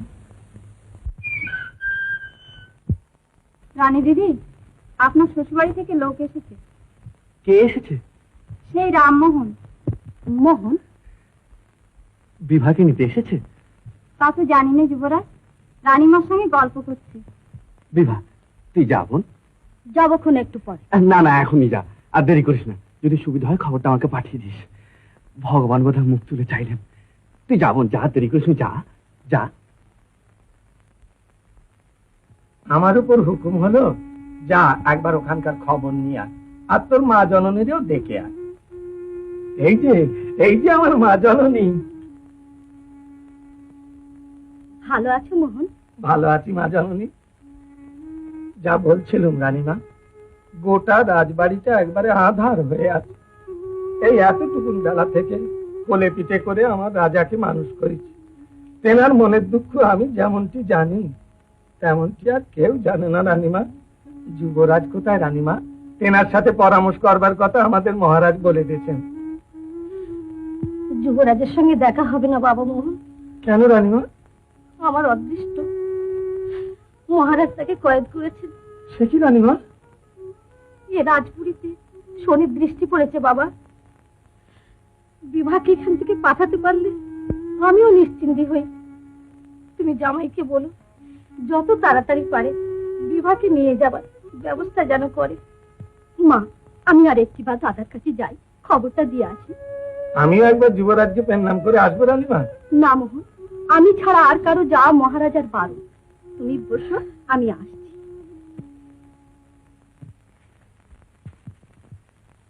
আজ আমি নিশ্চিন্ত হলাম বিভা। সত্যি বলছি বোন, আমার বড় ভয় হয়েছিল রামচন্দ্র বুঝিবার শোধ নেবার জন্য আমাদের সঙ্গে সম্পর্কই তুলে দেয়। এবার তুই এখান থেকে পালিয়ে বাঁচবি। কাঁদছিস কেন রে? এখানে কি সুখে ছিলি বলতো বোন? কেবল দুঃখ, কষ্ট আর দুশ্চিন্তা। যা, রামমোহনকে গিয়ে বলগে যা, রামচন্দ্র যত শিগগির পারে যেন তোকে এখান থেকে নিয়ে যাওয়ার ব্যবস্থা করে।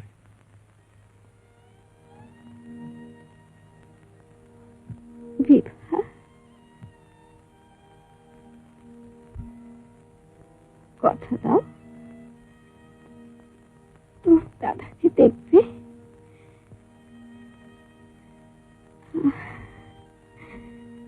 আমি নিশ্চিত হলাম।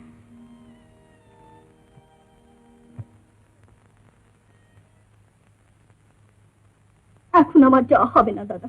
সে কি রে? আমার জন্য আজ তোমার এত কষ্ট, এত দুঃখ, আর আমি তোমাকে একলা ফেলে রেখে সুখ ঐশ্বর্য ভোগ করতে যাব? তা হয় না দাদা। আমি গিয়ে মোহনকে বলছি এখন আমার যাওয়া হবে না। তুই বেটা আমার নাম করে ভিক্ষে চাইতে গেলি, আর প্রতাপাদিত্যের মেয়ে বললে এখন যাওয়া হবে না। এত বড় অপমান আমাদের বংশে আর কখনো হইতে বলতে পারিস? বেরো, বেরো আমার সামনে থেকে, এক্ষুনি বেরো। লগ্নে যাত্রা করেছিলাম মহারাজ। যাত্রা করতে বলেছিল কে রে বেটা তোকে? তখন যে বড় বুক ফুলিয়ে গিয়েছিলি, আর আজ? আমারই অদৃষ্টের দোষ মহারাজ। তোর অবস্থিত দোষ আমার কি বেটা? রামচন্দ্র রায়ের অপমান তার বংশের অপমান। আচ্ছা, এর শোধ আমি নেব, তবে আমার নাম রামচন্দ্র রায়। রায়গড় অধিপতি মহারাজা বসন্ত রায় শ্রী শ্রী চরণ কমলেশু। মহারাজ, আপনার বধূ মাতার শতকোটি প্রণাম গ্রহণ করুন। আমি লাজ লজ্জা বিসর্জন দিয়া আপনার শরণাপন্ন হইতেছি। রামচন্দ্র বাবাজি আবার বিবাহ করিবেন লিখিয়াছেন। কাল বিলম্ব না করিয়া বিভাকে চন্দ্রদ্বীপে পাঠাইয়া এই বিবাহ বন্ধ করিতে হইবে। কিন্তু তৎপূর্বে উদয়কে কারামুক্ত করা আবশ্যক, নতুবা বিভা শ্বশুরালয়ে যাইবে না সংকল্প করিয়াছে। তাহার সন্ন্যাসিনী মূর্তি দেখিবার পূর্বে যে কোনো উপায়ই হোক আমার এই অভিশপ্ত জীবনের অবসান ঘটাইব। নারায়ণ নারায়ণ। যাহা উচিত বিবেচনা হয় করিবেন। ইতি আপনার ভাগ্যহীনা বধূ মাতা। সীতারাম মহারাজ, উদয় আমার দাদু কারাগারে। আগে হ্যাঁ মহারাজ, অবিলম্বে তাকে উদ্ধার করতে হবে, যে কোনো উপায়। আপনি হুকুম করুন মহারাজ, আমরা যুবরাজকে কারাগারের বাইরে নিয়ে আসি। পারবে পারবে সীতারাম? পারবো মহারাজ, আপনি ঘর খালির মাথায় নৌকর পেতে বসে থাকবেন, আমরা যুবরাজকে আপনার কাছে পৌঁছে দেবো।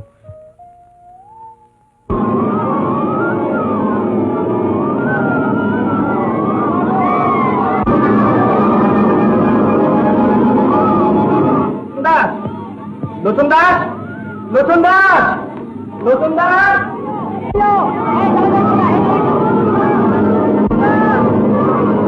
নতুন দাস, দাদা দাদা দাদা নতুন দাস, দাদা দাদা দাদা আমার দাদা, আপনি কি জানেন না রানীজি? আমার দাদা। কোনো ভয় নেই রানীজি, যুবরাজকে নিয়ে যাওয়ার জন্য আমরাই আগুন লাগিয়েছি। হ্যাঁ আমরা ভয় রানীজি, আপনি এখান থেকে ঘরেই চলেছেন। কোনো ভয় নেই রানীজি।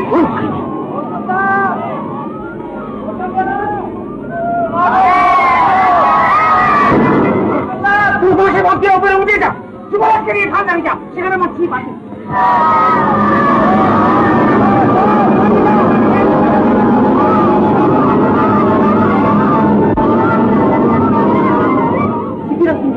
এখন ছাদ ধসে পড়বে, কিন্তু আমি যে বন্দি, তাই বলে আগুনে পুড়ে মরতে হবে।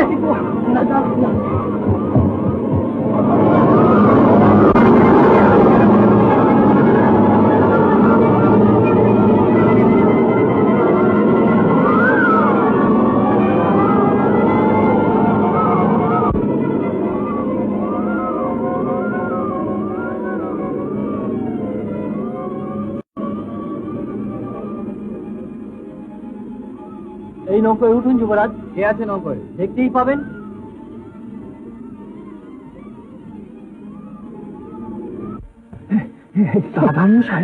দাদু, আমার দাদু। তুমি এখানে? হ্যাঁ হ্যাঁ ভাই, তোকে চুরি করে নিয়ে যেতে এসেছি। ও, তুমি তাহলে এইসব কাণ্ড করিয়েছো? হ্যাঁ দাদু, এছাড়া তোকে উদ্ধার করবার আর কোনো উপায় ছিল না দাদু। কিন্তু মহারাজের অনুমতি না পেলে আমি তো কারাগার ছেড়ে যেতে পারি না দাদু। প্রতাপাদিত্য তোকে ছেড়ে দেবে না, ওরে প্রতাপ তোকে ছেড়ে দেবে না। তাহলে আমাকে আজীবন কারাগারে থাকতে হবে দাদু। আর সেই সঙ্গে বিভাকেও কারাবাসিনী হয়ে থাকতে হবে। ওরে বিভা সন্ন্যাসিনী হয়ে আজীবন বাস করবে, তাই কি তুই চাস? না না দাদু, তা কেন? বেশ, আমি তাকে বারণ করে দেবো, সে যেন কারাগারে না আসে। সে তো বারণ শুনবে না দাদু, সে তো বারণ শুনবে না। তুই তার কি সর্বনাশ করছিস তা কিছু জানিস? রাজা রামচন্দ্র রায় আবার বিবাহ করবেন বলে স্থির করে। সে কি? এই যে তোর মারপত্র পড়ে দেখ, পীতাম্বর সীতারামের মারফতে চিঠি পাঠিয়েছে।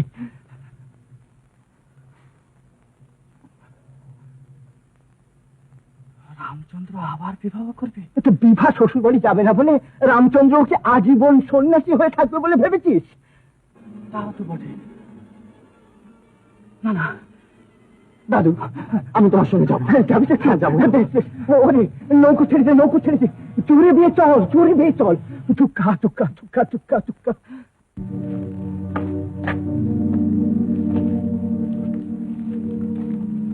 উদয় পালিয়েছে, তাকে খুঁজে পাওয়া যাচ্ছে না মহারাজ। তাকে যে পাওয়া যাবে না এই আমি জানতাম। তাকে উদ্ধার করবার জন্য ইচ্ছে করে নজরবন্দিশালায় আগুন লাগানো হয়েছে। এও ওই মাধবপুরের প্রজাদেরই কাজ। খুড়ো মশাই এদের মধ্যে আছে, নইলে এত বড় সাহস তাদের হয় না। সুখা,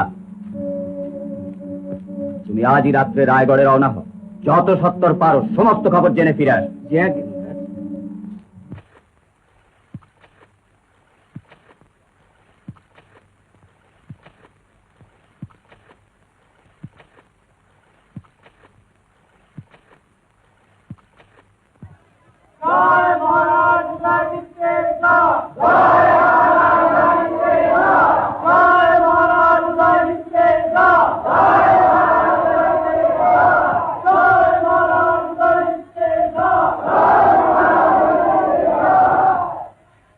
এই সমস্ত কি পাগলামি হচ্ছে সীতারাম?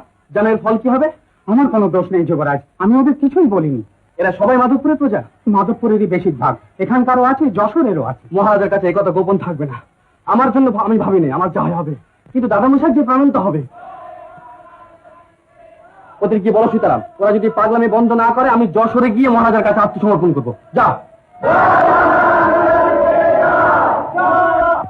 সুকুমার সংবাদ পাঠিয়েছে, এই অগ্নিকাণ্ড আর উদয়ের পলায়নের ব্যাপারে খুড়ো মশাইয়ের যোগাযোগ ছিল। এক নৌকাতেই তারা রায়গড়ে পৌঁছেছে। সেখানে আবার এক প্রজা বৈঠক হয়েছে। তাতে সব তারা করেছিল, কিন্তু তখন বসন্ত রায়ের উদয় তাদের দলে ছিলেন না। এবারও যে তারা ওদের দলে আছে তার কি কোনো প্রমাণ পেয়েছেন? অনর্থক তর্ক করো না মন্ত্রী।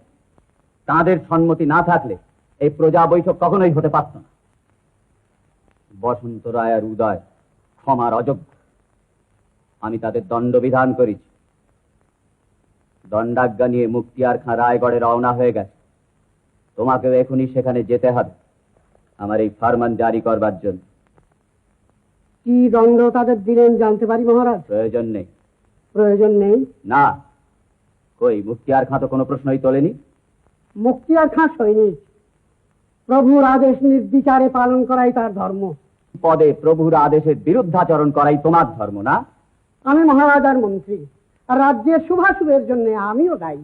সে দায় আমার, তোমার নয়। তাহলে মহারাজ আমাকে বিদায় দিন। তুমি মন্ত্রিত্ব ত্যাগ করতে চাও? হ্যাঁ মহারাজ, এই মুহূর্তে আমি মন্ত্রিত্ব ত্যাগ করলাম। মহারাজের পাপ পুণ্যের বিচার আমি করি না, কিন্তু রাজ্যের কল্যাণ অকল্যাণ যেসব কাজের সঙ্গে জড়িত, তাতেও যদি মহারাজ আমার পরামর্শ গ্রহণ না করেন, তাহলে আমার মন্ত্রিত্ব ত্যাগ করাই উচিত। রাজ্যের কল্যাণের জন্যই বসন্ত রায়ের দণ্ডবিধান আমি করেছি। রায়গড় অধিপতি বসন্ত রায় মহারাজের প্রজা নন। তাকে দণ্ড দেবার কোনো অধিকার মহারাজার নেই। তিনি দিল্লীশ্বরের আশ্রিত। মহারাজ মানসিংহ তার পরমসুরী। মহারাজ, দিল্লীশ্বর মহারাজা বসন্ত রায়ের এই অবমাননা নীরবে সহ্য করবেন না। চুপ করো।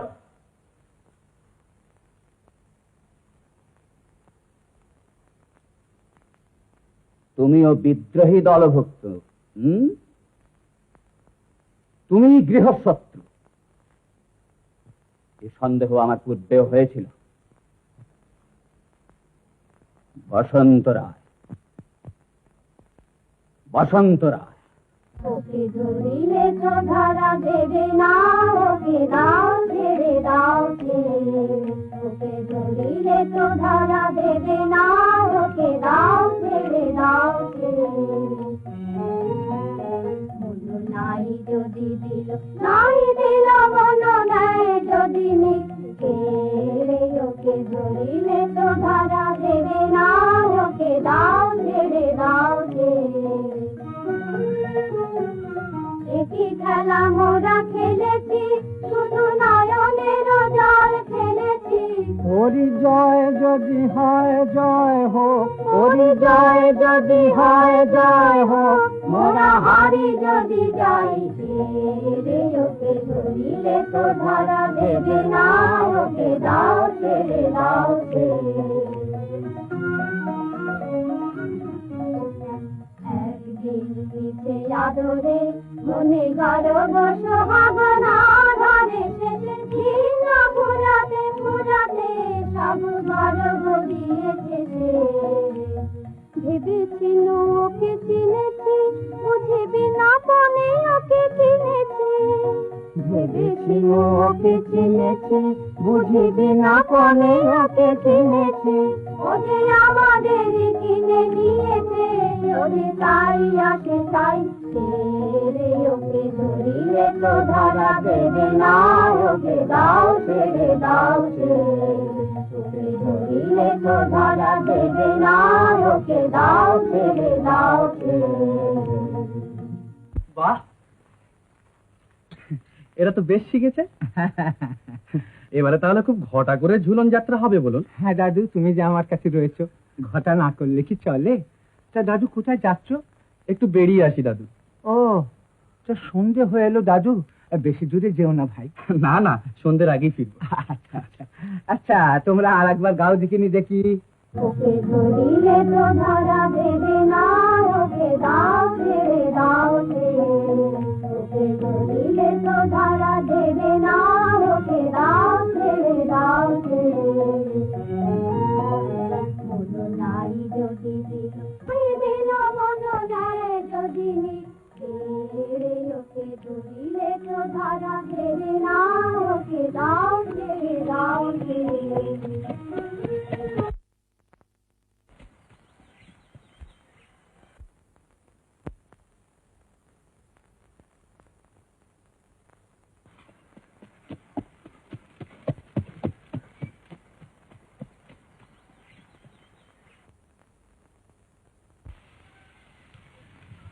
কি খবর মুক্তিয়ার, হঠাৎ এখানে?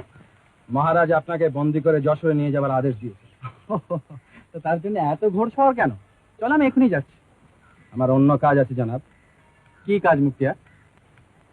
চুপ করে আছো কেন, বলো। মহারাজ রায়গড়ের রাজার প্রাণদণ্ডের আদেশ দিয়েছেন। মিথ্যা কথা জনাব। মহারাজের সই করা আদেশপত্র আমার সঙ্গেই আছে। বান্দা মিথ্যা বলে না। বেশ, তুমি আমার সঙ্গে যশোরে চলো। মহারাজকে আমি নিজে বুঝিয়ে বলবো। তাতেও তিনি যদি তা আদেশ প্রত্যাহার না করেন তখন তুমি। যুবরাজ, আমায় মার্জনা করবেন, আমি তা পারবো না। তাহলে তোমাকে আমি একটু এগোতে দেবো না। শান্ত হন যুবরাজ, শান্ত হন। আমি হাত জোর করে বলছি, শান্ত হন।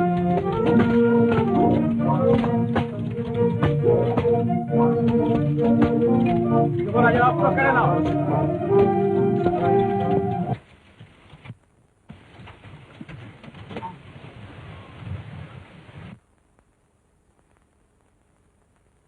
যুবরাজকে বন্দি করে রাখো। তোমরা তিনজন আমার সঙ্গে এসো।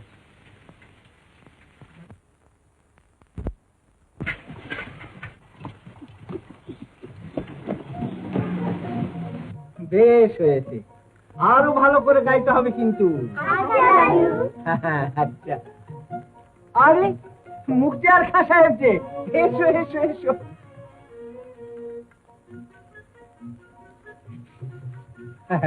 তারপর খাঁ সাহেব, খবর সব ভালো তো?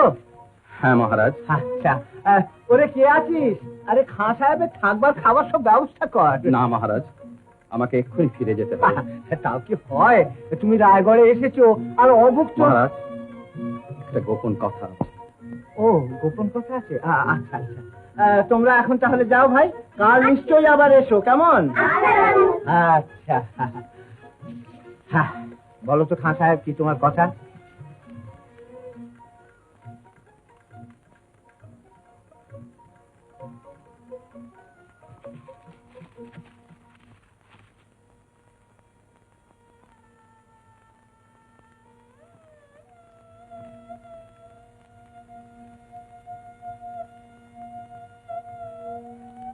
প্রতাপ লিখেছে? হ্যাঁ মহারাজ।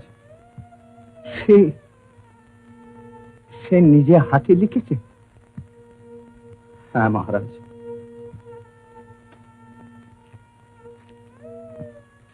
খাঁ সাহেব, আমি আমি প্রতাপকে আমার বুকে করে মানুষ করেছি। আমরা সব জানি মহারাজ।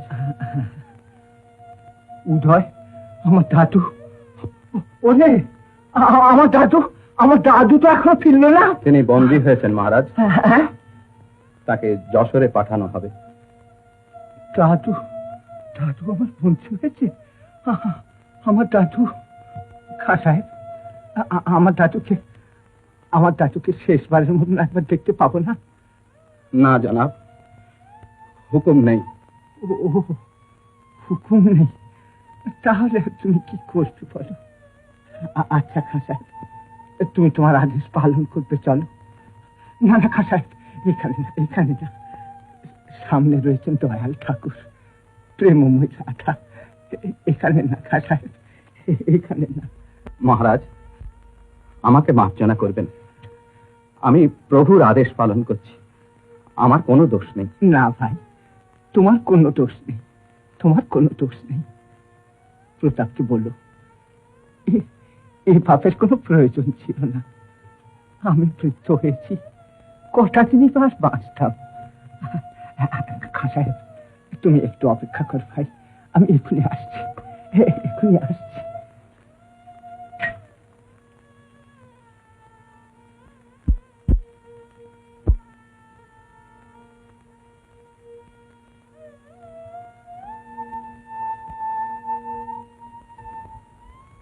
ঠাকুর,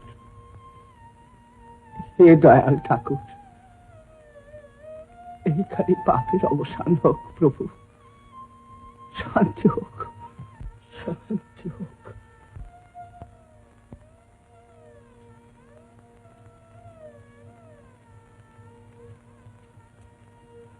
চলো খাঁ সাহেব, চলো।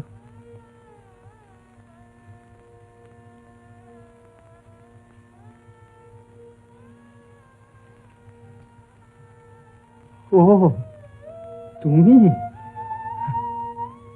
এসো ভাই, এসো।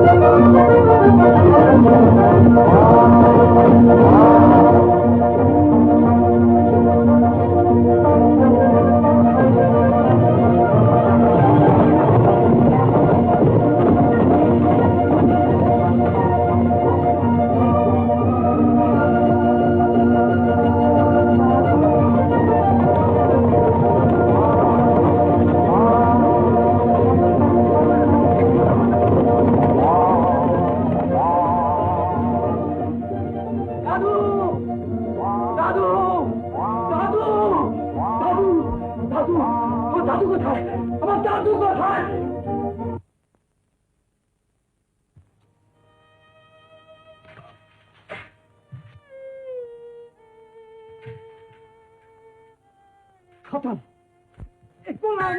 খতম।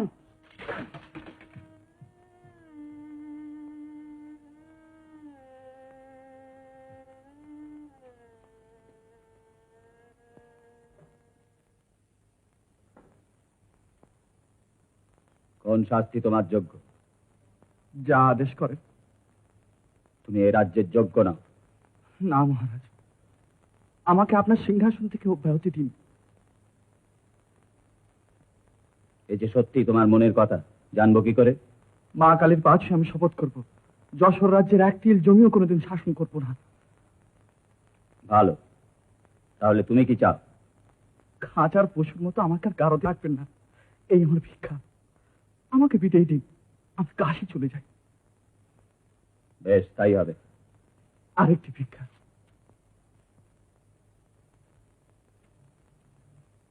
অনুমতি দিন, যাওয়ার পথে বিভাকে তার শ্বশুরবাড়ি রেখে যায়।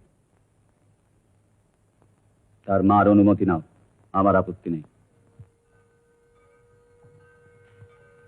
এসো মন্দিরে, মার পা ছুঁয়ে শপথ করবে যশোরের সূচ্যগ্র ভূমিও কোনোদিন নিজের বলে দাবি করবে না।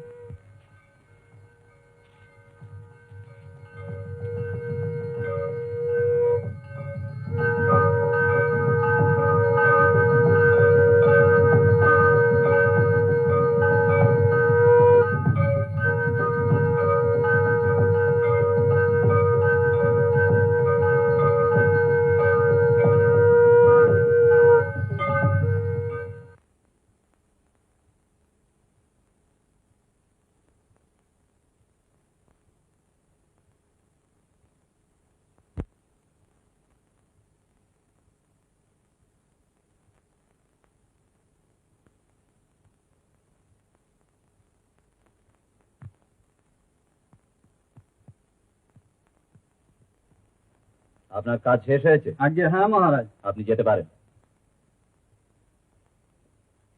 এসো।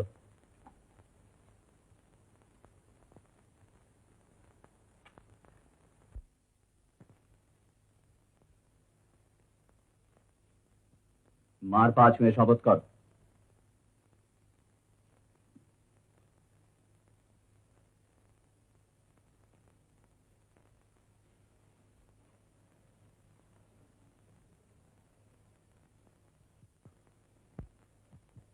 মা কালী,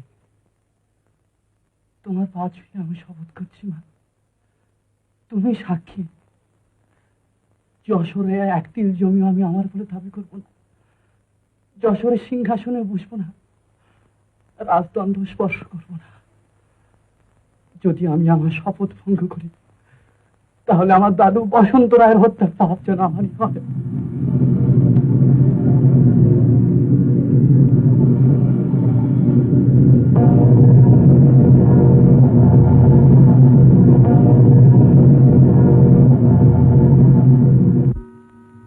যদি শপথ ভঙ্গ করি, তাহলে আমার দাদামশাই বসন্ত রায় হত্যার পাপ যেন আমারই হয়। না না, পাপ নয়, পাপ নয়। করা যেখানে পুণ্য, হত্যা না করা সেখানে পাপ। মা, মা যশোরেশ্বরী, আমি যাচ্ছি মা, আমি যাচ্ছি, আমি যাচ্ছি।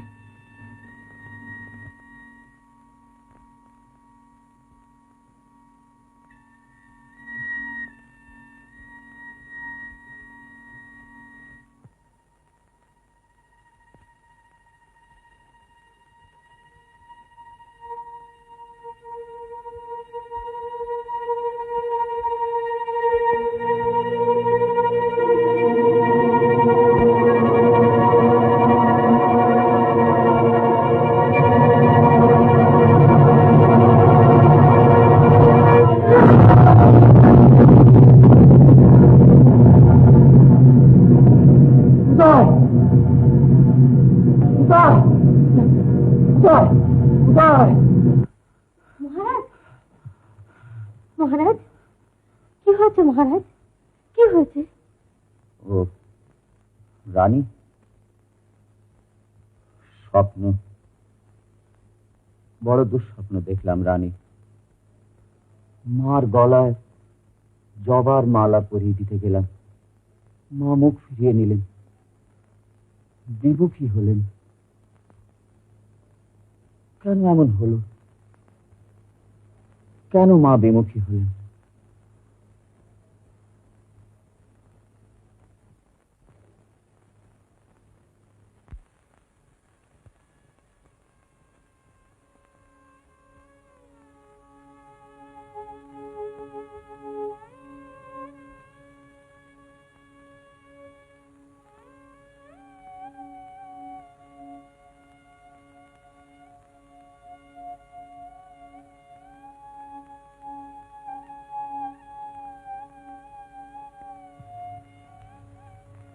মা বিমুখ হয়েছেন,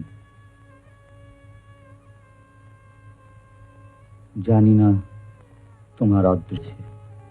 তুমি ওকে আশীর্বাদ করো। আমি? না না না, আমার আশীর্বাদে ওর ভালো হবে না। যাচ্ছ যাও, ওরা যদি অবহেলা করে ফিরে এসো। না না, ও কথা মুখে এনো না। আচ্ছা, তোমরা এসো।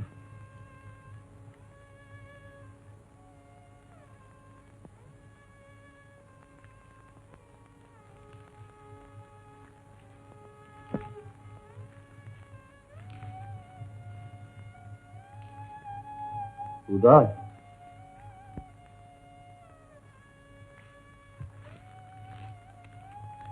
আদেশ করুন। তোমার একটা মাসোহারা। মার চরণ ছুঁয়ে আমি শপথ করেছি, যশোরের এক কফর তখন নেব না। তবে মহারাজ যদি কিছু অর্থ দেন, তাহলে কাশীতে দাদামশাইয়ের নামে একটি অতিথিশালা আর একটি মন্দির প্রতিষ্ঠা করি। তোমার চলবে কি করে? কাশী অন্নপূর্ণা রাজ্য, অন্নাভাবে মরব না।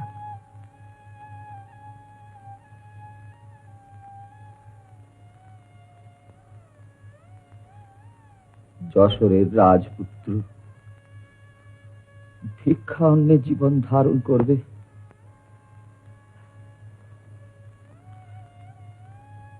বেশ, তাই হোক। অতিথিশালা আর মন্দির নির্মাণের জন্য প্রয়োজন মতো অর্থ নিয়ে যাও।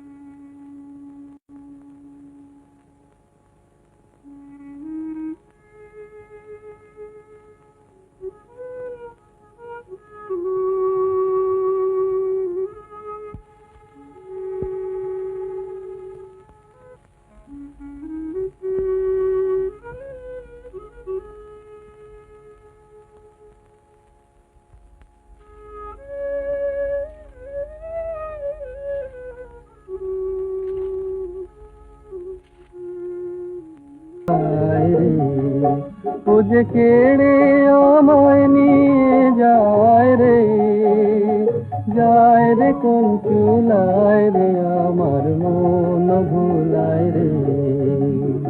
তুমি আমাকে নিতে এসেছো? আজ আসবো খবর পেয়েছিলে বুঝি? সঙ্গে কে এসেছেন মা? দাদা বাইরে গেছেন, এখনই ফিরবেন। আমি দেখেছি ময়ূরপঙ্খী সাজানো হচ্ছে। আগুন লাগুক ওই পঙ্খিতে, আগুন লাগুক, পুড়ে ছাই হয়ে যাক। ও কি কথা মোহন, না হয় সাজাতে একটু দেরি হচ্ছে, তাতে কি হয়েছে? দাদা কেন এখনো আসছেন না? চলো মোহন, আমি তোমার সঙ্গেই যাব। আর থাক মা, কেন মোহন? আজ দিন ভালো নয়। শুনছি যশোর থেকে নাকি কারা সব আসছেন আপনার বিয়ের নিমন্ত্রণ রক্ষা করতে। ও তাই নাকি? আপনার প্রথম পক্ষের শ্বশুরটি তো সেবারে তার কন্যার স্মৃতি সিঁদুর মজবার বন্দোবস্ত করেছিলেন। মোহন, মহারাজ কি বড্ড রাগ করেছেন? রাগ করবেন বলছি। আমি মহারাজকে সব বুঝিয়ে বলব, তুমি চলো। মোহন, তুমিও আমার উপর রাগ করলে? আজকে তুমি রাগ করো না লক্ষ্মীজি। এই দেখো, তোমার দেওয়া শাখা জোড়া পরে এসেছে, কেমন সুন্দর মানিয়েছে। আর আমায় বলতে বেরো না মা, মা জননী, রাজ্যের লক্ষ্মী তুমি, কিন্তু আজ এ রাজ্যে তোমার স্থান নেই। স্থান নেই কেন মোহন? আজ আর এক রানী আসছেন। আর এক রানী? মহারাজ আজ বিয়ে করছেন, ওই ময়ূরপঙ্খী সেই নতুন রানীকে আনতে যাচ্ছে মা, সেই নতুন রানীকে আনতে যাচ্ছে। মোহন, আমি যাব, আমাকে নিয়ে যেতেই হবে। তুমি যাবে মা? যাব বই কি মোহন, আমার রাগ, অভিমান, আমার বাসনা কামনা চিরদিনের জন্য বিসর্জন দেব বলেই যাব। এত দূর এসে কি অমনি ফিরে যাব? তাকে দেখব, তার মার্জনা ভিক্ষে করে নেব, যে আসছে তাকে আশীর্বাদ করব, তার হাতে আমার রাজাকে সঁপে দেব, তারপর চিরবিদায় নিয়ে চলে যাব। চলো মোহন, আমি হেঁটেই যাব। হেঁটে যাবে মা জননী? হেঁটে যাওয়াই যে আমার সাজে মোহন। মহারাজ, যশোরের রাজকুমারী, চন্দ্রদ্বীপের রাজলক্ষ্মী।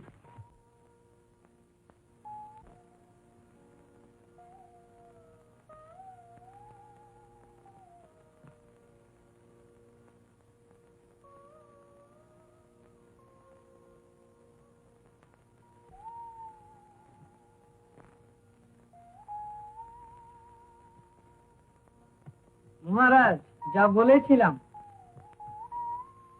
কে আমার মহিষী? আমি ওকে চিনি না, দূর করে দাও ভিখারিনীকে। বিভা, বিভা, বিভা, বিভা, বিভা, কেন এখানে এলি বল, কেন এখানে এলি?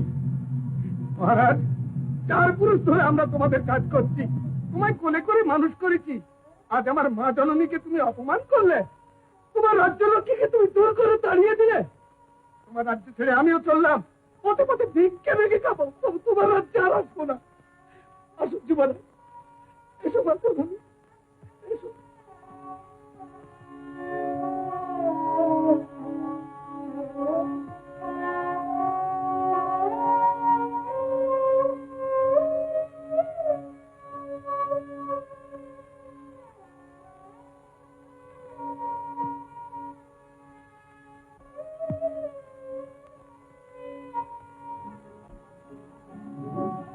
ফিরবো না রে, ফিরবো না আর ফিরনা রে, ছড়িয়ে গেছে সুতো ছিঁড়ে, তাই কুটে আজ নড়বে কিরে,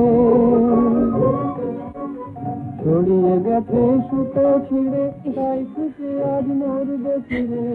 সুরমা, আমার ঘরের লক্ষ্মী। ছড়িয়ে ছুটি বেড়া, ঘিরবো না আর ঘিরবো না রে, ফিরবো না রে, ফিরবো না আর ফিরবো না, গোনা আর ফিরবো না রে, ছড়িয়ে গেছে সুতো ছিঁড়ে, তাই কুটে আজ নড়বে কিরে,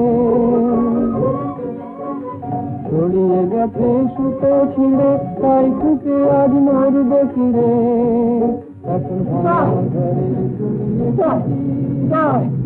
ঘিরবো না আর ঘিরবো না রে, ফিরবো না রে, ফিরবো না আর ফিরবো না রে।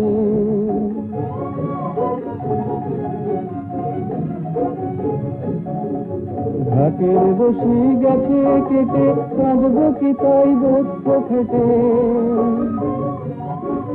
ঘাটের বসি গেছে কেটে, কাঁদবো কি তাই বক্ষ খেটে। এখন কালের বসি ধরবো কষি, এ রশি ছিড়বো না আর ছিড়বো না রে, ফিরবো না রে, ফিরবো না রে, আমি ফিরবো না।